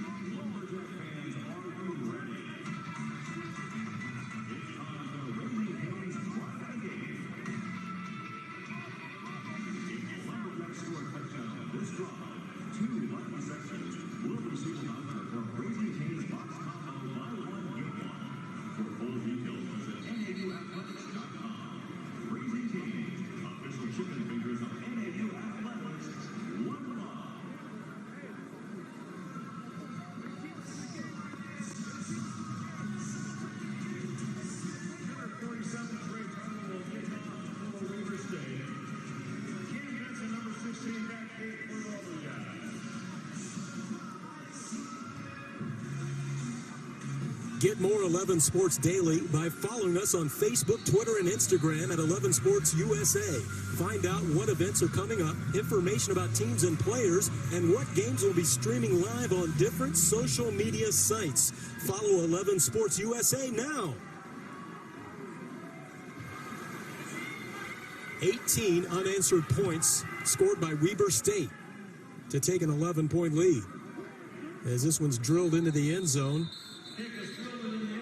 So obviously they've been able to get Daniel Bridgegad some time the last few weeks, but Case Cookus, they're all everything quarterback. Yeah. You know, now's the time for Bridgegad to step up. Yeah, it is. And, you know, just some inexperienced things that he's doing right now, not taking care of the ball mainly. You got to understand when the pressure is coming, sometimes it's best to just take the ball and take a loss. That time, the last play, tried to do too much and ended up fumbling the ball again for another turnover. And there he goes over the middle. It's juggled and dropped. Intended receiver. That time was Kempton, who has a catch today. And you know what? It's a great throw by Bridgegad, but he's just eyeing one guy, and there's 4 white jerseys around that guy. Now, great throw, should have been caught, but I would rather him go somewhere else where there aren't so many white jerseys. He's staring down one guy, and they're really breaking on the ball. Bridgegad coming near side to Butler. And JC, back to your point, Benjamin there in the coverage, who's locked him up pretty good today. That is catch number 5 today. But just they've kept him under wraps. Right. He hasn't gotten away for the big yards. Just short yardage catches. They come up and they make the tackle on him. Prater over there in the coverage as well. Has done a nice job today. Bridgegad over the middle has his receiver, but that one's dropped. Intended receiver that time, Brandon Porter. Yeah, you can't put that one on Bridgegad. That ball should be caught, should have been a first down, and Brandon Porter's got to make that catch. Right in his hands, he's open, he's got first down yardage, and just drops the ball.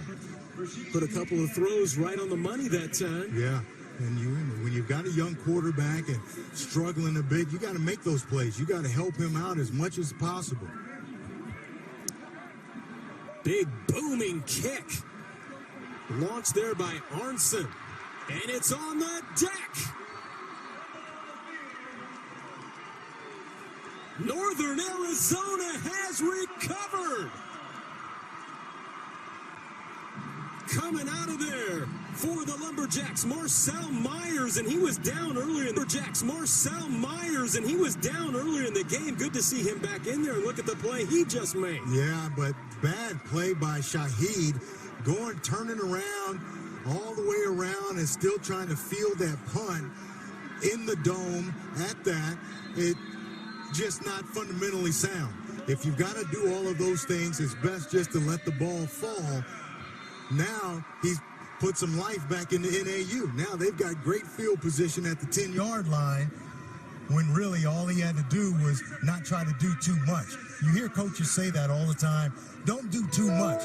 That's in the case right there, an example of a guy in Shaheed that tried to do too much. You got spun around, you got twisted around. That's fine. Just don't try to field the ball doing that.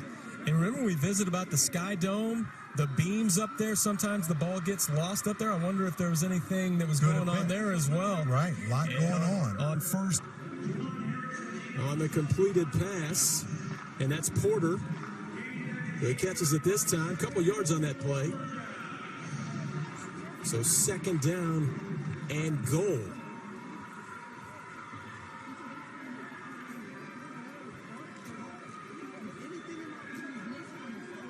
Northern Arizona's been down here a few times, but only one score. Corey Young tries the middle of that line, and look at him driving the pile forward down inside the 5 to the 4-yard line.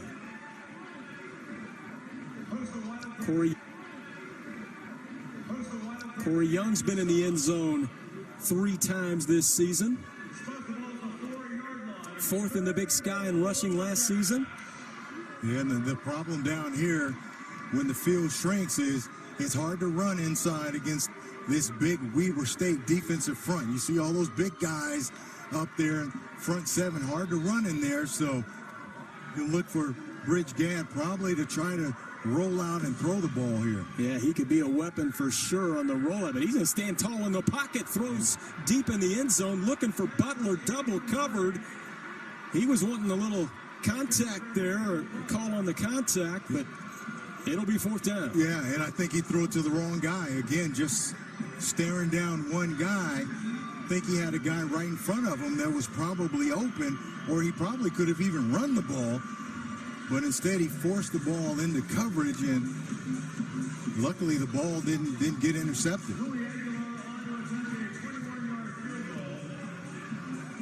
So in to try the short field goal. It's about like an extra point. Luis Aguilar. Second field goal of the season as he drills it right through there. So at least they get some points, but you got to give it to the Weber State defense again. Deep in their own territory. Tough D, 18-10, Weber State.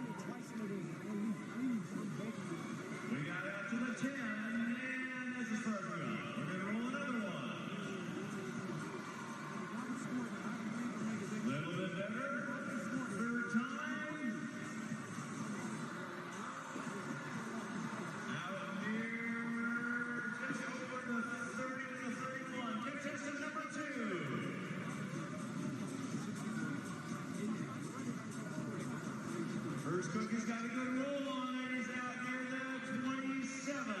Here comes the second cookie. It's going to pass Louis over the 35 near the 40. One more shot, contestant number 2. Congratulations to both of our contestants, and it looks like we have the winner. Contestant number 1, congratulations. You won a prize courtesy of American Campus Community.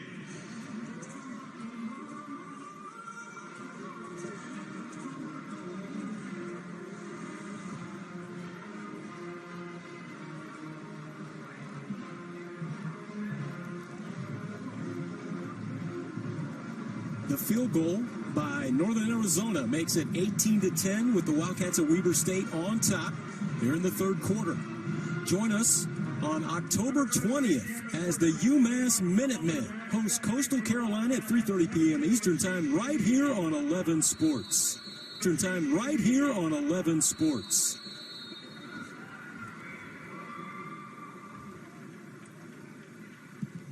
If you're the Lumberjacks, JC, at least you get some points on the board.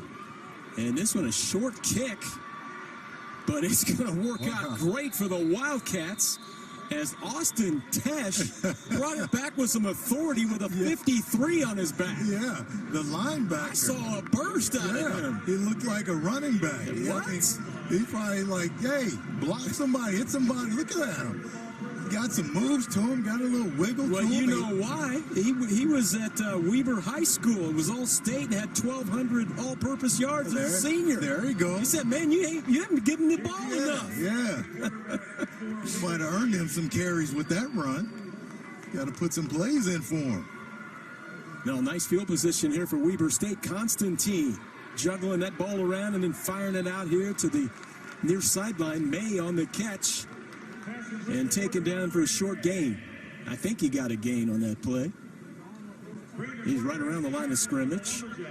Bring up second down. Actually, he lost a couple.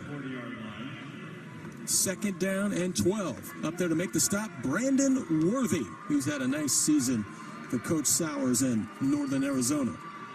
They'll need that defense to stand up here. Trailing by 8. Up top goes Constantine. Almost caught by Shaheed, but good coverage out there by Northern Arizona. Again, I'm surprised that... I think it was Dorsey, wasn't it, in the coverage that time?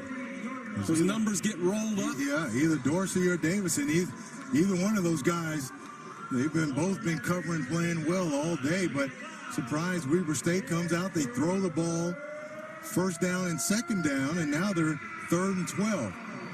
Remember the drive, the touchdown drive, they came out, they established the run first, and then they started throwing the ball. Yep. Davison or Dorsey will mark you up, and they'll leave them alone on an island. That's how good they are. And here comes the pressure. Constantine loses the football. Whoa. It's scooped up by the huge guys.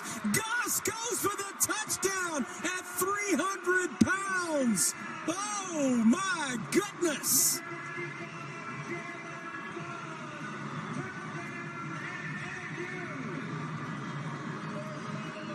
What a play by this Northern Arizona Lumberjack defense. And their defense have been playing well the entire game. And watch right here, great job right here of the pressure, and then you get the sack and the strip by Shantez Thomas. And that's a 300-pound shortstop, the way he picked that thing up. Did you see the form? I saw the 100-meter form, right? Tuck the ball away, put the ball away. It's not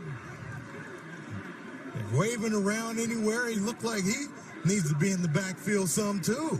Maybe he wants to run some cross country for the national champs. Hey, I might give him. What do you think? I might give him some short yardage carries though, the way that he can run. Well, that's a big play, and Weber State, the Wildcats. Looks like that. One of their guys up. Tyler Downs. Yeah, he's a good one. Weber State suffering this turnover here. See, Thomas right here knocks that.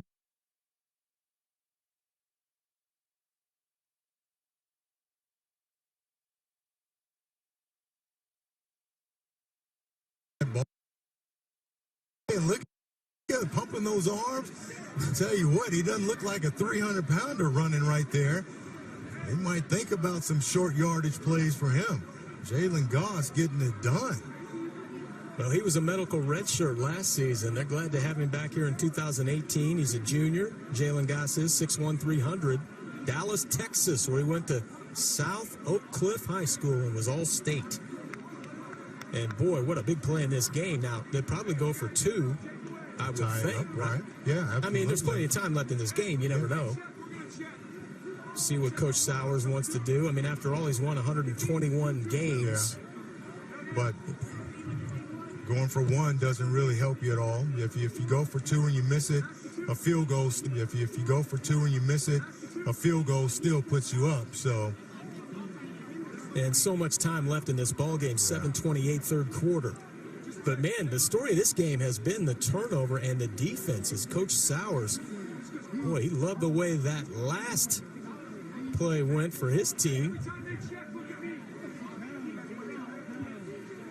as it was picked up by Goss, and he trotted in 30 yards for the touchdown. Well, unfortunately, Tyler Downs. Yeah, that's too bad. I mean, this is a guy that was honorable mention all-conference, academic all-conference, guy that really is a returning starter, and they have high hopes for him. In fact, he's an NFL prospect. Yeah.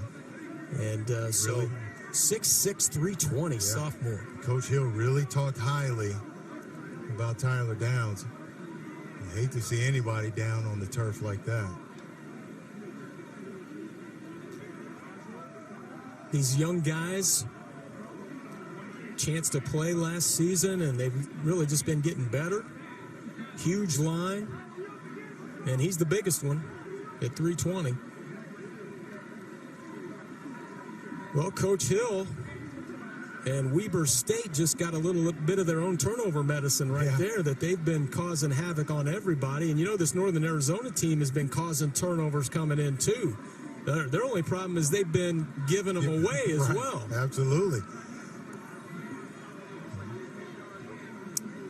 But here's what's happened is they attend to Tyler Downs in this quarter. You know, all of a sudden we get a bunch of offense going here, right?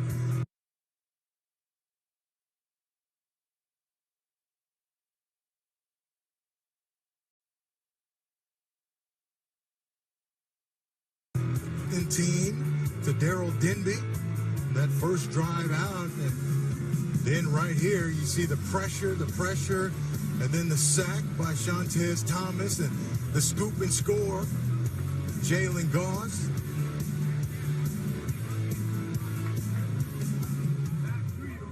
And the worst part of that one, obviously, is Tyler Downs, the starting right tackle, who has such a promising future. From Smithfield, Utah. Went to Skyview High School there, was all state.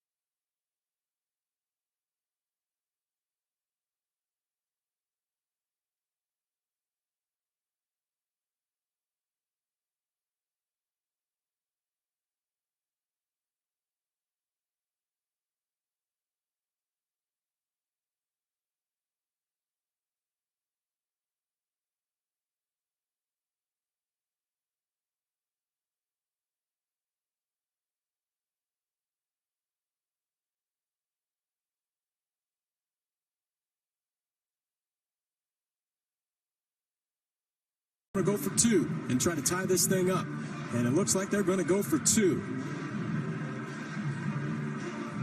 Yeah, it really doesn't do them any good to go for one in this instance, being down by two, because a field goal, even if they don't score here, field goal still puts them up top. So 1 point wouldn't do them any good. 2 points would tie it up for them. Daniel Bridgegad. Remember, he can run, and there he goes, right up the gut, tiptoeing through the tulips into the end zone for the 2-point conversion, and we are tied in Flagstaff. And that's what they've got to do more of. But watch the motion. The motion of the back takes the linebacker out of there, and now there's no more linebacker. And so now all he has to do is just get through the front defensive line, and there's no one left. But good job of emptying the backfield, which forced the linebacker to leave as well.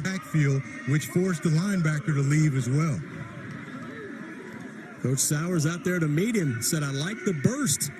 But what was that dance move going into the end zone? I think he shot a free throw on the way back, though. Oh, he did? Okay. Yeah.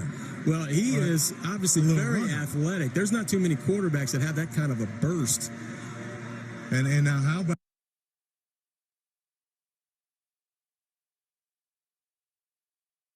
they're acquiring some turnovers of their own. Yeah. As they cashed one in, we've had two recovered fumbles for touchdowns. One by Preston Smith of Weber State, and the other by the big fella, Jalen Goss, 300-pounder, who picked it up and ran 30 yards for the touchdown after the sack by Shantez Thomas. And there is a dangerous kick returner right there. Back deep is Shaheed. And he's going to have a chance. He returned one 100 yards last week. Oh, there he goes! Near sidelines! Check out the speed! Oh. Just got him down at the 20-yard line, saving a touchdown. That's why he is an All-American. Almost had his fourth kick return for a touchdown in his career, and he's just a sophomore. Wow. Great burst through the line and just hits it. You see some guys dance around and look for a hole. He just hits it, gets right through that first wave, and then it's just speed from there. Shoestring tackle by Jamari Jackson. Number 5 prevents him from scoring a touchdown, but I'm sure he was feeling that he had to come back and make a big play because, remember, he fumbled the punt that led to the touchdown. 82 yards on that return. This is Jenks in there at quarterback, as they've kind of split time here in the second half between Constantine and Jenks. Yeah, and I take that back. He fumbled a punt that led to a field goal. Yeah. Right, so he wanted to come back and make up for that, I'm sure. Jenks' numbers on the season, but he lost a tire. He's going to have to regroup. Constantine back in there.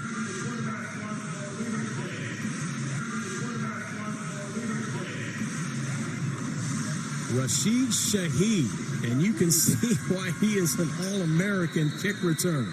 He was the special teams player of the week in the Big Sky, as we said, against Northern Colorado the last time they played. They had to bye last week, but at home against Northern Colorado, he took one 100 yards for the touchdown. You can see the talent that he had, and that's why Coach Jay Hill said they've got to get him the ball more. He's got to be a bigger part of the offense, because when he does have the ball in his hands, you see what he can do. He's got speed, he hits it up the field, he's got good size, and they've got to find a way to get him more involved in this offense. Yeah, he came in only with 9 catches on the season, but he's a big play guy. Obviously, 2 touchdowns. He had a 46-yard touchdown catch also against Northern Colorado, and Jenks is back in there. Got that shoe taken care of. Right back out there.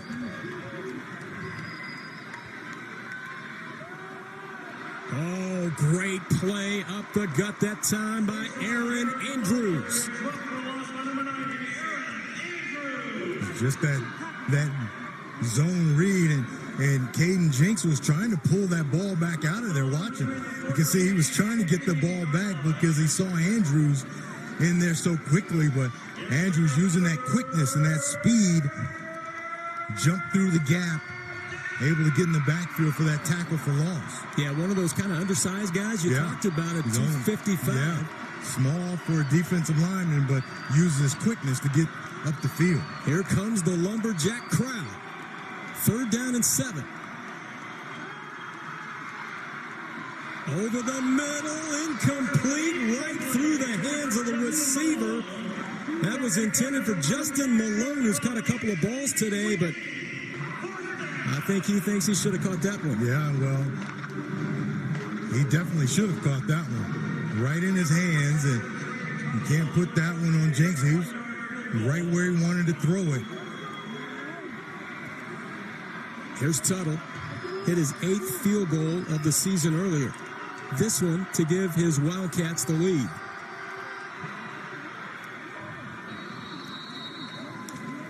And he got it. 21-18, Weber State. The big play in that drive was the field position. Rashid Shaheed, who nearly got loose for a touchdown, but back to the stop on that play. You go back to Jamari Jackson. The hustle there. Total hustle. Right? By a shoelace. Saved 4 points. His hustle, and then the defense comes back on the field, and they stop him, and they only give up a field goal. That is something to continue to be aware of, because that very well might be the play of the game. Absolutely.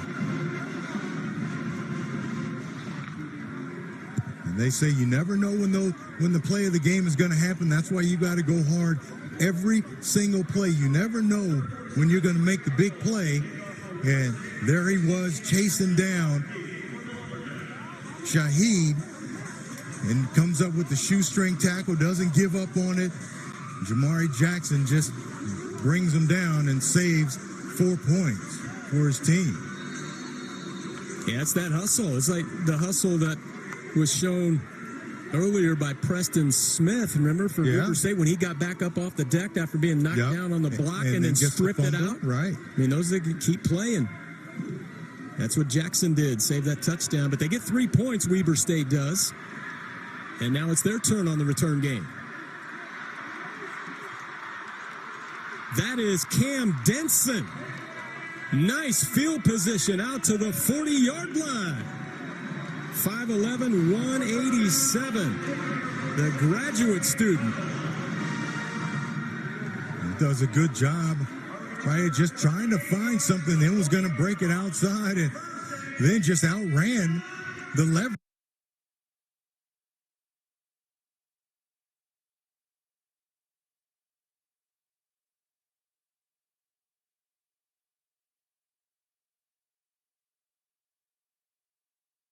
At the edge, break, contain, and down the field.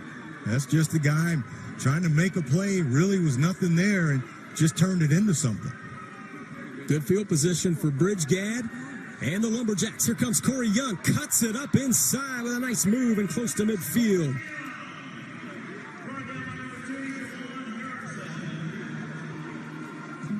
Corey Young. Attacking outside, trying to run away from those big guys, make them have to move side to side, try to get your speed around the edge. Now they've got a free play. There goes Bridgegad, finds his receiver. That is Brandon Porter on the free play, all the way down to the 27-yard line. Yeah, and Weber State stopped defensively. I don't know why they didn't continue to play. They saw the flag, knew they were offsides, but you can't stop. You've got to continue to play. And first down. That's a gain of 24. Yeah, they give up a big play because they stopped playing. Mental breakdown. And nice heads up by Bridgegad. Yeah. And a good throw and catch by Porter. And they're in business.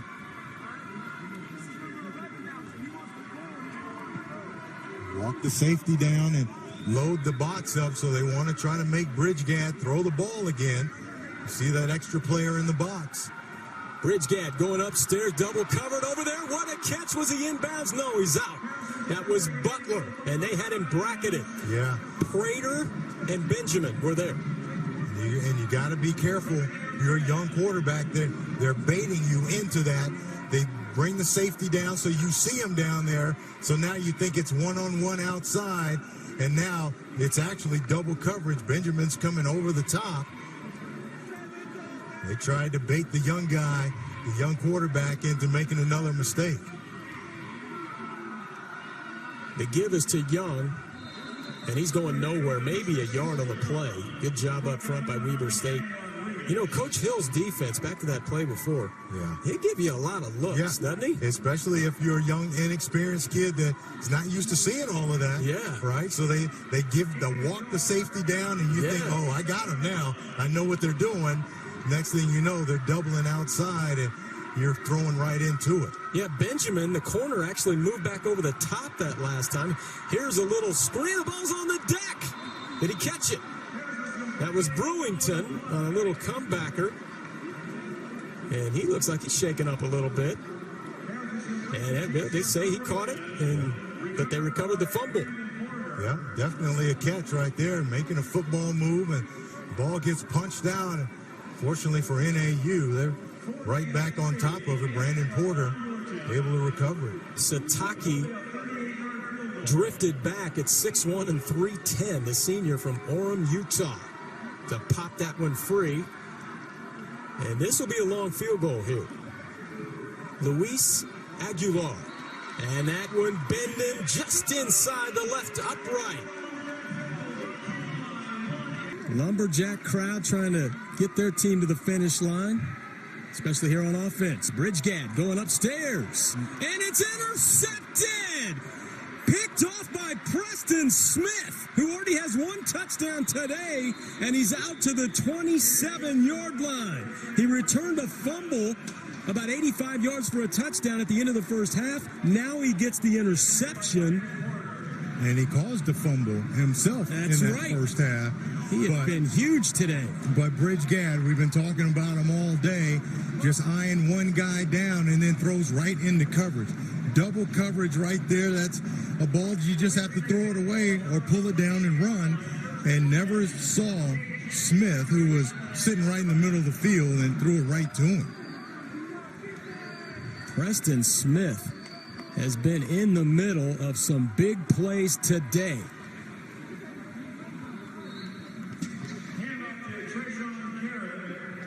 As you said, he's done it in every way. An interception, a forced fumble, and a fumble recovery that he returned for a touchdown. Yeah, he's had what a weapon. Tremendous game, and it's just the fourth quarter now, so he's got a chance to do some more. That's right. We got 14:23 left. Yeah. So Weber State on the attack here. There's your turnover situation. Like we said, we've seen about everything here today. Dancing through the hole that time is Treshawn Garrett, 11th all-time leading rusher, coming into today for Weber State, the senior from Palmdale, California. And you got to give a lot of credit to this Northern Arizona defensive line, because they've held up against this big, strong Weber State offensive line, and that was a concern for them. Could they hold up against that offensive line? And they've done a great job today, all day long. And on third down, Jenks, this was tipped in the air and picked off. Picked off for Northern Arizona by Cameron Johnson. And another turnover in this game. It's now 6-4 in the turnover battle. Just the tip drill. My goodness. Yeah. And Jenks might have thrown this ball a little too hard. The slant, he just puts too much heat on that ball and just bounces off the hands of Cooley, and just an easy interception for Cameron Johnson. But you can tell how hard he threw it by how far it deflected off of his hands. I mean, Johnson was about 10, 15 yards back, and the ball came to him. Jenks just to take a little bit off for those shorter throws. Big play there by Johnson. And now Bridgegad looking to throw back the other way. Now he'll run it. And somehow picks up some positive yards. And a flag comes out. There's the weapon that Bridgegad is. I mean, he just outran everybody that time. Yeah, and Jonah Williams, just not a smart play. Again, one of those plays where self-inflicted wound. After the play, late hit, number 94 of the defense. Half the distance to the goal, first down. Those are the things that Coach Hill talked about, the self-inflicted wounds, and that's another one right there. Jonah Williams just not very smart gives up a big penalty there that puts them down to the 12-yard line. Young inside the 10. Trying to cash in the turnover. The interception by Johnson. 6 turnovers taken by Weber State today. 4 turnovers taken by Northern Arizona.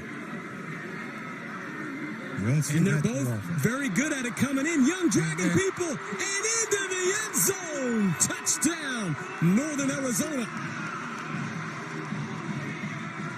You see, I talked about it the last series or two that they started to tire that big front down defensively, making them run side to side.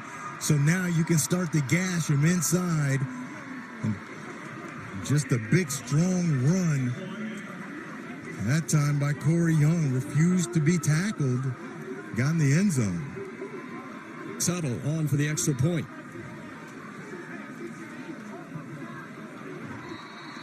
And Northern Arizona goes up 28-21, cashing in the interception by Cameron Johnson. And it's Corey Young who would not go down, dragging people into the end zone.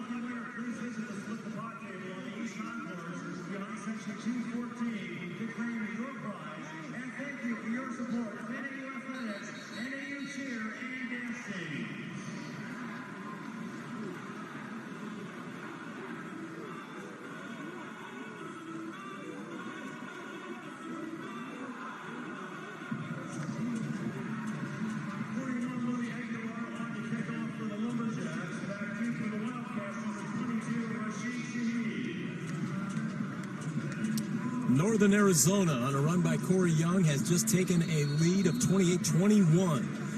11 Sports has launched a digital channel on twitch.tv. Tune in weekly to watch football, basketball, hockey, darts, rugby, Quidditch, and more. Streaming live on Twitch. Follow us at 11 Sports Next and never miss a minute of the action. Kick is still in the end zone for the touchdown. 12:47 left. Weber State on offense, and they did not give Shaheed a chance that time. No. Definitely don't want him to return any kickoff, so try to keep the ball away from him or keep it deep. Now, wonder if they're going to go back to Constantine after that interception by Jenks. But Jake's still out there. I don't know if Constantine might be banged up a little. Might have gotten injured, but he threw a touchdown pass, and then we didn't see him anymore. Here's Davis as they try to run the football. And Northern Arizona really stacked up the box that time. And Davis has been held in check today. Yeah, he's had a couple of runs, and then he's been banged up a little bit himself. There's your total yards, JC. Yeah, I mean, NAU dominating offensively, You got to give their defense a lot of credit, holding Weber State to only 120 total yards. And Weber State able to hang in there with those 6 turnovers they've caused. Now they're plus 10 on the season. I mean, that's pretty much normal for them to be up in that category over the last few years. And here's Davis getting untracked a little bit here. As he's ahead on 2nd down. Looks like he might have a 1st down here. Very close anyway. It is a 1st down. Yeah. Josh Davis, good job. Leading rusher in the country coming in. 166 yards per game. Haven't really gotten going like that. He's had some few flashes, but you got to get him going some more. Out of the backfield, man, did they read that one. Over there to make the stop, Brandon Worthy. I mean, it was like he was in the huddle that time. Brandon Worthy took Darryl Denby and Brady May, took both of them down. I mean, what a great read he made, and then physical. And he's not that big, 5'10", 190, but, man, ran right through the block and made the tackle. 2nd down, 13 now for Weber State. He plays that nickel position. They go with it most of the time. Worthy in the ball game. And this is a passing situation on 2nd down. Going upstairs, Jenks with that big arm. Shaheed. Not bad on the coverage there by Jamari Jackson. Trying to keep up with the speedy Shaheed. Yeah, not bad, but when you throw that ball, you want to throw that ball out in front of Shaheed so he can run to it. Yep. That ball kind of hung in the air, and Shaheed had to slow down and then try to find it over the top. You want to throw that ball out there, let him use his speed to go run and get the ball and run away from the defensive back.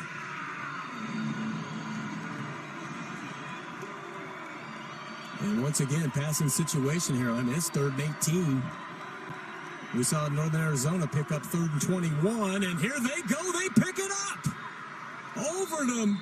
That was Cooley that caught it. Devin Cooley for a big gain and picking it up. And I tell you what, give the offensive line a lot of credit because this was a double move. Cooley went down, ran the curl, and then broke it off inside. And Jenks had to wait for him to uncover. So it took a little and was able to complete that pass. But Cooley ran down, ran a curl, and stopped, and then took off on the dig. Takes a lot of time. 27 yards on that hookup. Davis. But off the edge from his corner position, Mo Davison. He's shown up today. He's made a lot of plays. Looks like might have gotten injured coming off the field, but he's really shown up today. So what do you think of these corners you've been watching today, JC? And they're not big guys either. I mean, I'm watching today, JC, and they're not big guys either. I mean, you know, you're not much bigger than these guys. I mean, they play in the NFL. They're physical. They're aggressive. They cover well. You know, I like good speed. I think they all are playing pretty well. Little hook up there that time to Denby, who's caught a touchdown pass today. Yeah, no need for Weber State to press or panic.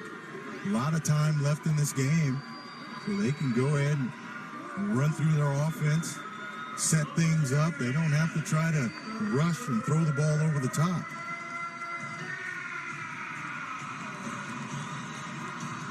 Another 3rd down. Here's Davis, and they've stopped him. Down low for Northern Arizona, it was Talaka. And up top, it was Castile. It's going to be close.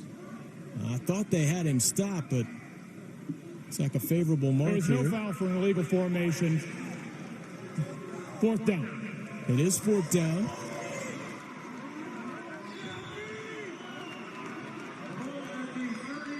No hesitation by that man right there. Leaves his offense on the field. 4th down 2.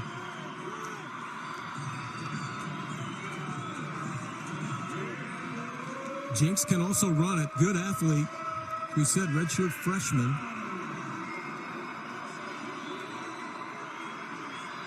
6'2", 215, Royal City, Washington. Caden Jinx. And we had movement. And NAU was bringing pressure, and just the offensive line moved a little too quick. They saw the pressure coming. False start. Number 28 of the offense. 5-yard penalty, remains 4th down. You could have gotten, they called it on Davis, but you could have gotten the guys up front too. They all were moving a little too quickly when they seen that Northern Arizona was bringing pressure. Well, that changes the decision. Yeah. This is going to be a 52-yard attempt. We talked about how good Tuttle is. All his misses have been beyond 40 this season of distance. There's a 52-yard attempt. Tuttle, first team all Big Sky, and he got a 52-yarder. A great kick, but you got to remember it's in the dome, though. No weather issues. Big kick. Big kick by Tuttle. 4-point lead, Northern Arizona. Back after this.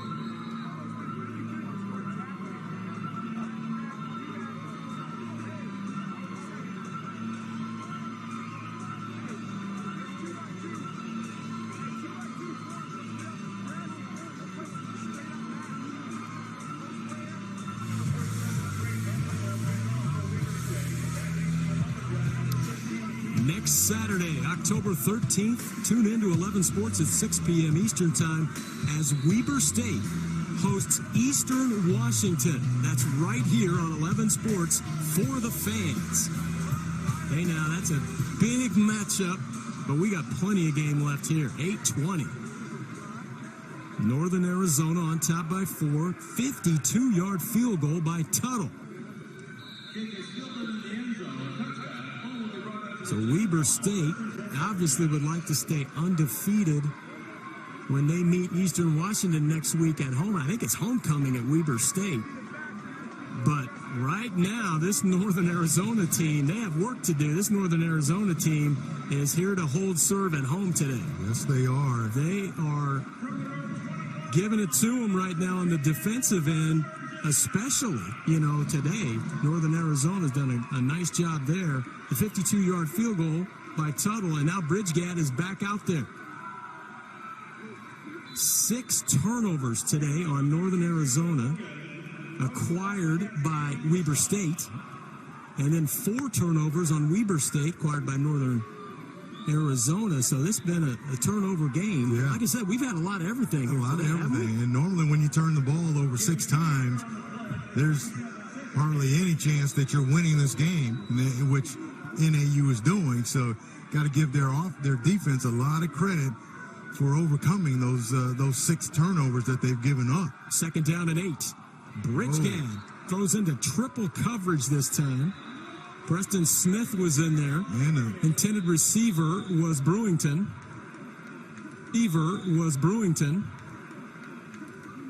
And Chancellor getting up off the deck.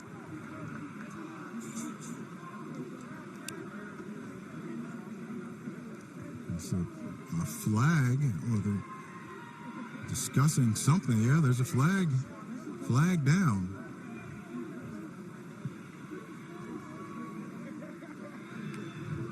Yeah. Personal foul with targeting number 58 of the defense. That play is under review. Wow, with targeting, that he could be ejected from the game, which is big. And then next week. Yeah, that's Toia, big-time linebacker. So Yeah, All-American. yeah, they'll review that and see. But boy, that'd be a big loss for them. Huge loss.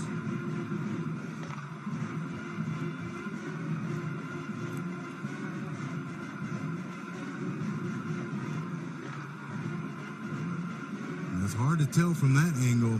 Man, it's so tough when those guys are going like that, and the intended receiver is going low. Right.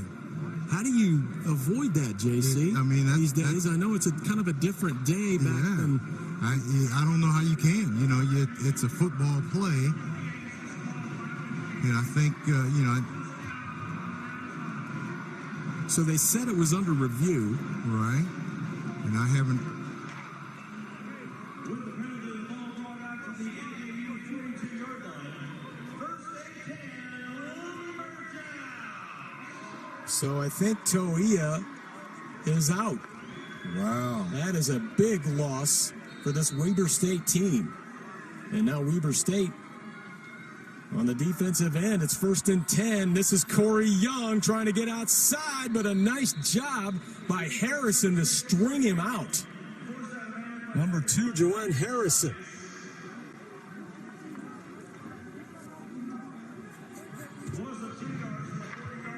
Second down and 12 on a loss of 2, and Young is limping off the field.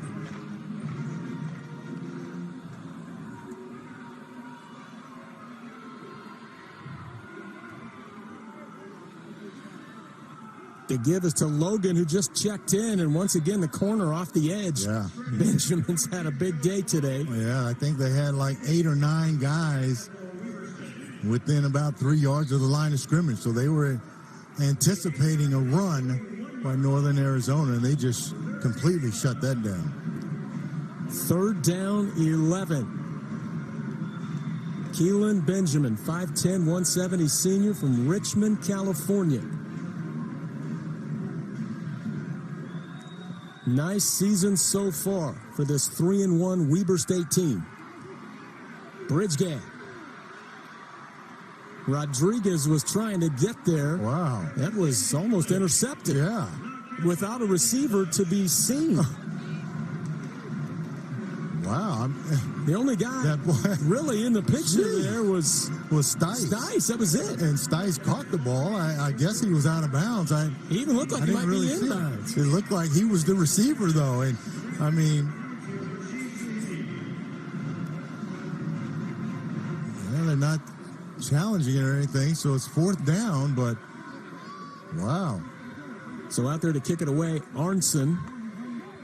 And this is where they can use his big leg. He's had a good season. This one a little bit short, and it's returnable by Shaheed. Man, he is wiggly. We've seen the speed, but got the moves to go with it. Going nowhere that time. Weber State football when we come back.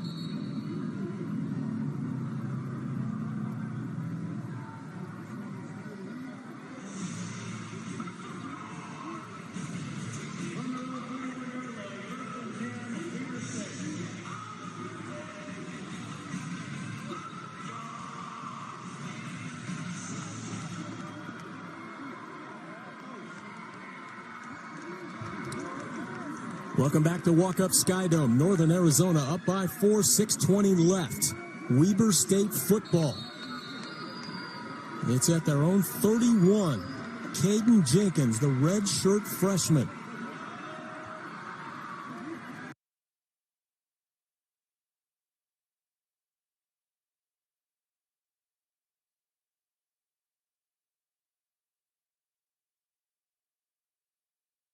And this is the senior, Trayshawn Garrett. Gain of about 4 or 5 on that play. Weber State, for the most part, has been unable to move the football against this defense. Now, they've had a couple of big plays. One of them was a 46-yard pass play from Constantine to Denby. But that's the biggest chunk they've had today, and they haven't run the football like they have the last few weeks. And credit that Northern Arizona defense for the way they've played today. Jenks trying to air one out up top, but now it's intercepted down low by Castile. Castile down to the 23-yard line. Somebody got to Jenks. He was looking downfield and either got a piece of his arm or the ball, one of the two, maybe both. They brought 2 guys off of the edge, and the running back did a great job stepping up to get one of them. But there's 2 guys there, and the other guy, as we'll see in the replay, the other guy is the guy that hit Jenks' arm.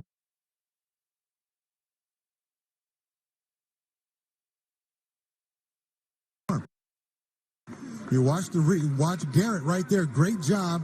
And then here comes off the edge. Worthy. Was Brandon Worthy, 31, and he's the one that forces the bad throw up to get one of them. But there's 2 guys there, and the other guy, as we'll see in the replay, the other guy is the guy that hit Jenks' arm. You watch Garrett right there, great job. And then here comes off the edge. Worthy. Was Brandon Worthy, 31, and he's the one that forces the bad throw. And Castile comes up with yet another turnover. Jake Castile, 5'11", 215, senior from Tucson, Arizona. His first interception of the season.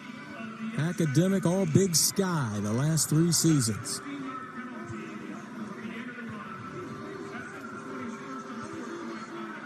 So this one's coming back, I think, maybe a little unsportsmanlike.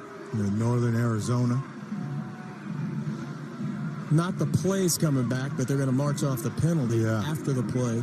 Not smart. How about the turnovers today? It's almost like you're watching a basketball game, 6-5. But these 2 teams do cause those turnovers. I mean, they do that game in and game out. They're good at it. And today's been a big day for both defenses. They run the football on first down with 5:25 and counting. Yeah. If you're Northern Arizona, you want to take your time, get in the huddle, get the play call, take your time to the line of scrimmage. You want to use all of the play clock you can.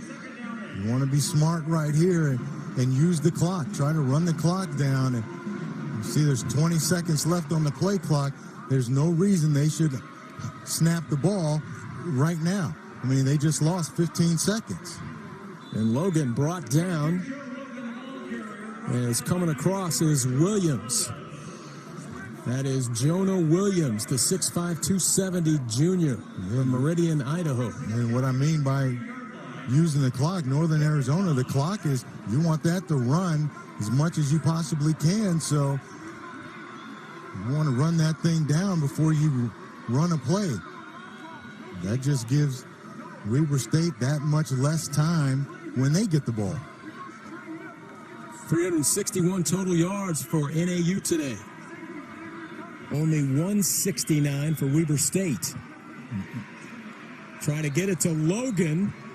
And over there to make the stop for Weber State is Noah Vaia. Yeah, predetermined. He already knew at the snap. If you watch him, Bridgegad already knew where he was going to throw the ball, and so did Vaia. They all run right to where he's looking and come up with the big play. Good play by Vaie. His brother Jordan played safety at Weber State.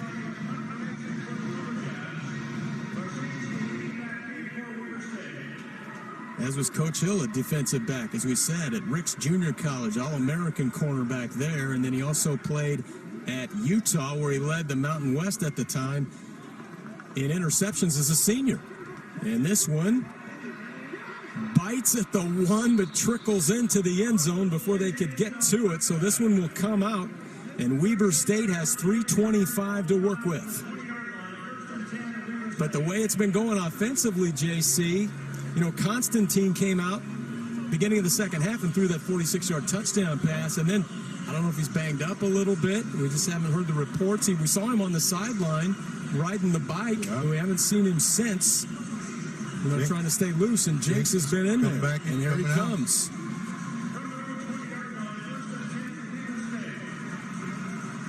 They got to him last time. Able to cause that interception, and then the defense of Weber State does a nice job of getting the ball back to the offense. Good little run on first down, about 4 yards on the play by Jenks. Yeah, but they've got to think about speeding up now. 3 minutes and 10 seconds left in the game. They haven't been doing much offensively. They've got a long way to go. They don't want the clock to continue to run the way it's running. They need to get back up to the line, get some plays run, because now the clock is their enemy right now, and they're letting precious time run off.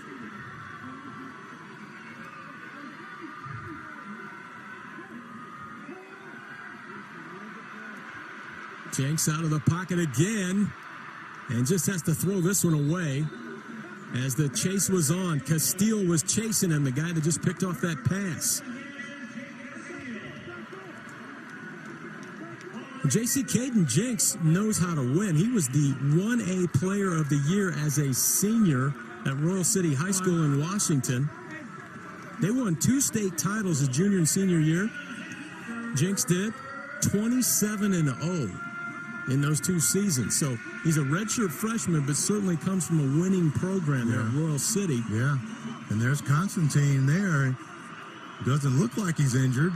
But, he had the ACL last year, but had recovered from that. Here's Jenks. There's some pressure coming. Winding up and firing a little too high for Cooley. And they've got to go for it on 4th down here. I would think this right here could be the ball game.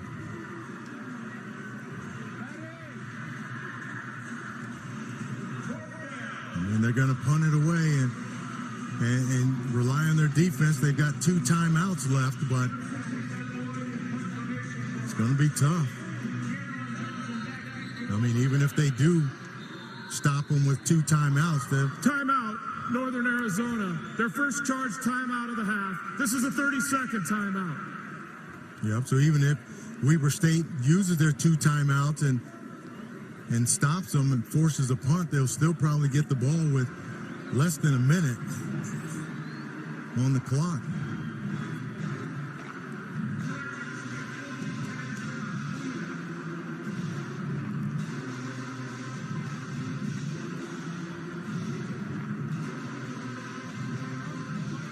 This is Weber State's upcoming schedule. We talked about that big game next week against Eastern Washington, that game at home there in Ogden, Utah. Then it's Montana State, North Dakota, Sacramento State, Southern Utah, and Idaho State. But right now, all they're thinking about is 2:33 left, down by 4 here at Northern Arizona. And they're kicking this one away. And like you said, JC, rely on that defense that's been so strong under Coach Hill for the 5 seasons he's been here, and especially the last 2 seasons where they've gone to the playoffs. Last season, won a couple of playoff games before losing to powerhouse James Madison in the playoffs. Getting all they want today from Northern Arizona.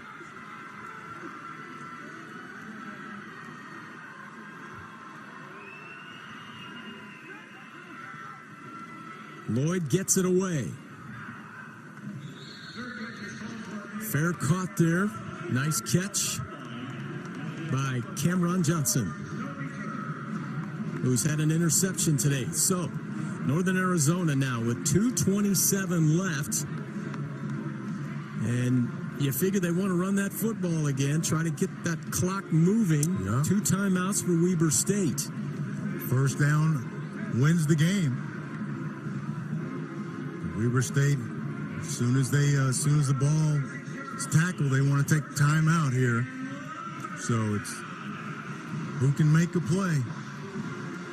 And also going for the strip. I mean, it's 6 turnovers today they've caused.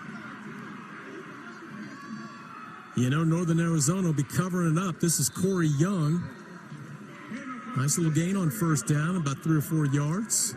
And they don't take the timeout right now, so guess they're going to wait till after second down to take the timeout. So again, now, if you're Northern Arizona, you don't snap the ball until there's 1 second left on the play clock. You see them taking their time. It's what they should be talking about in the huddle. They're all watching the clock.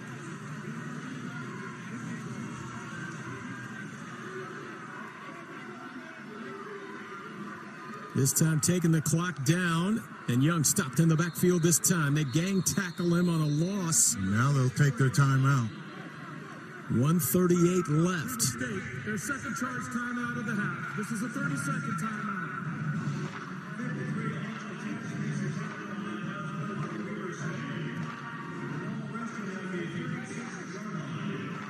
Coach Hill trying to get that timeout called quickly there to stop the clock.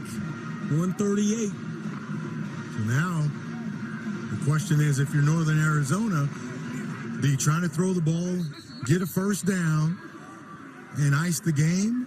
Or do you run the ball, force Weber State to take their last time out, then you've got to punt the ball away to them, rely on your defense? Well, the way things have gone for the last few possessions for the Northern Arizona defense and the Weber State offense, You've got to play to that. So yeah, Coach Sowers probably want to take more clock. Run the ball, force them to take their last time out, and then punt it away. The Weber State offense has not done anything really after that first drive of the second half. But look at this. Then again, here comes Bridgegad. It's And incomplete, and they don't have to use that time. Yeah, now they save the timeout. You don't run very much clock. That right there was a questionable call. So it goes incomplete. Don't have to use that timeout. Now Weber State should get the ball back here. It's 4th and 10. And they will have a timeout to work with what should be over a minute left. Oh, yeah. Minute 20, whatever, minute 25. Depending on how this return goes. Yep, and decent field position. And look who they've got back to catch it. He went down to a knee. I thought maybe he was going to return that one, try to return it. Shaheed, first team All-American as a return guy, but they've got plenty of time to work with and a timeout. 1:26 left. They do have to get it in the end zone, though. Yeah, they do. But remember, college football, the clock stops on first downs so that the chains can move. So you've got plenty of time. And here comes Constantine. It had been Jinx for the last few series.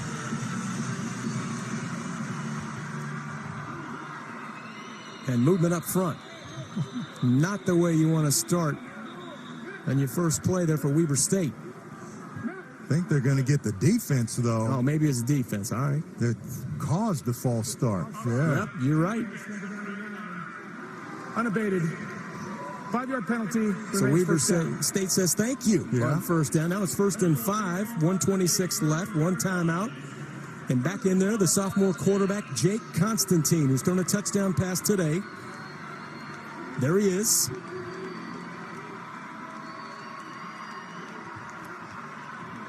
Bringing pressure. Well, it was actually a nice job that time by Constantine to first of all catch the snap and then have the ability to get rid of it because he was under duress. A lot of pressure that time by that front of Northern Arizona. Got an injury. NAU player down. That's Goss. Boy, he's had a big game today, including a 30-yard fumble recovery return for Northern Arizona. Coach Sowers out there to see how he's doing. Boy, we've had a few guys go down today. Key guys.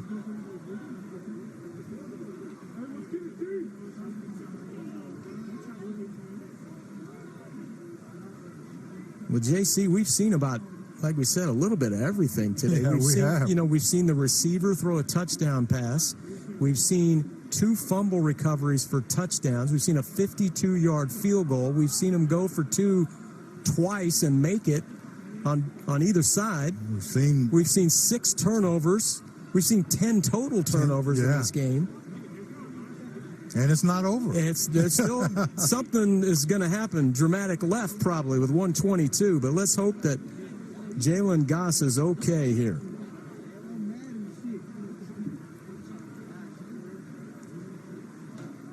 Yeah, had the 1 sack, had the touchdown today.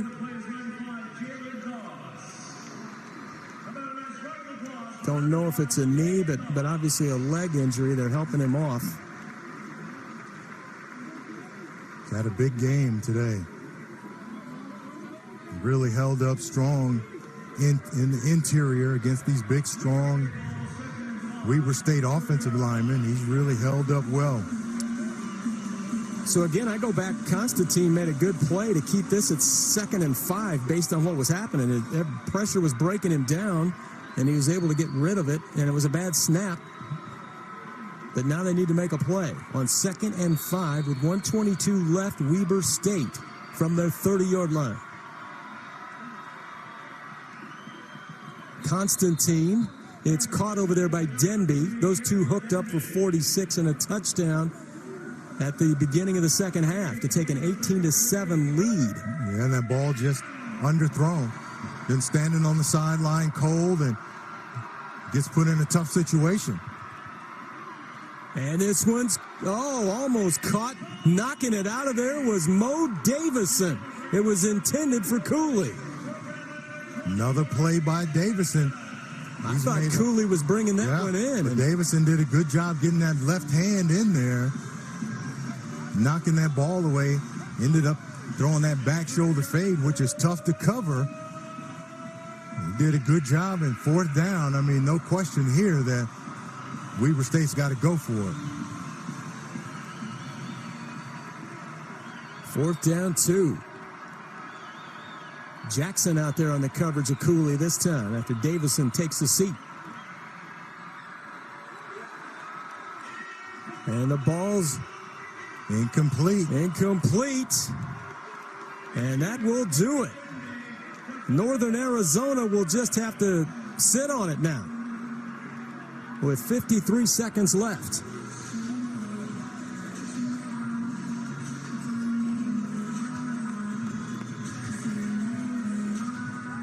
What a big play for Northern Arizona. 4th and 2.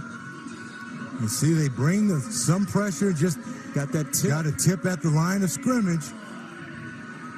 Lineman got his hand up and on the ball. Might have been Shantez Thomas, 93 right there.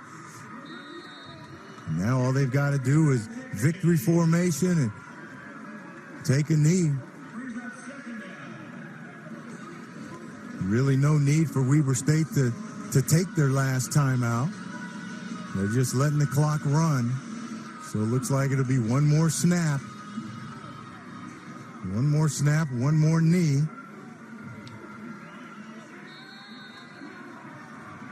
Well, this shakes things up a bit in the Big Sky as Weber State suffers their first loss of the season, now 1-1 in conference play. And Northern Arizona now moves it out to 2-1. And this has to feel good to the Lumberjacks and to Coach Sowers because they have a bye and they get the win at home going into the bye week, just like Weber State did in their last week and their last win, and then they went into the bye week. But now it's a big matchup next week against Eastern Washington.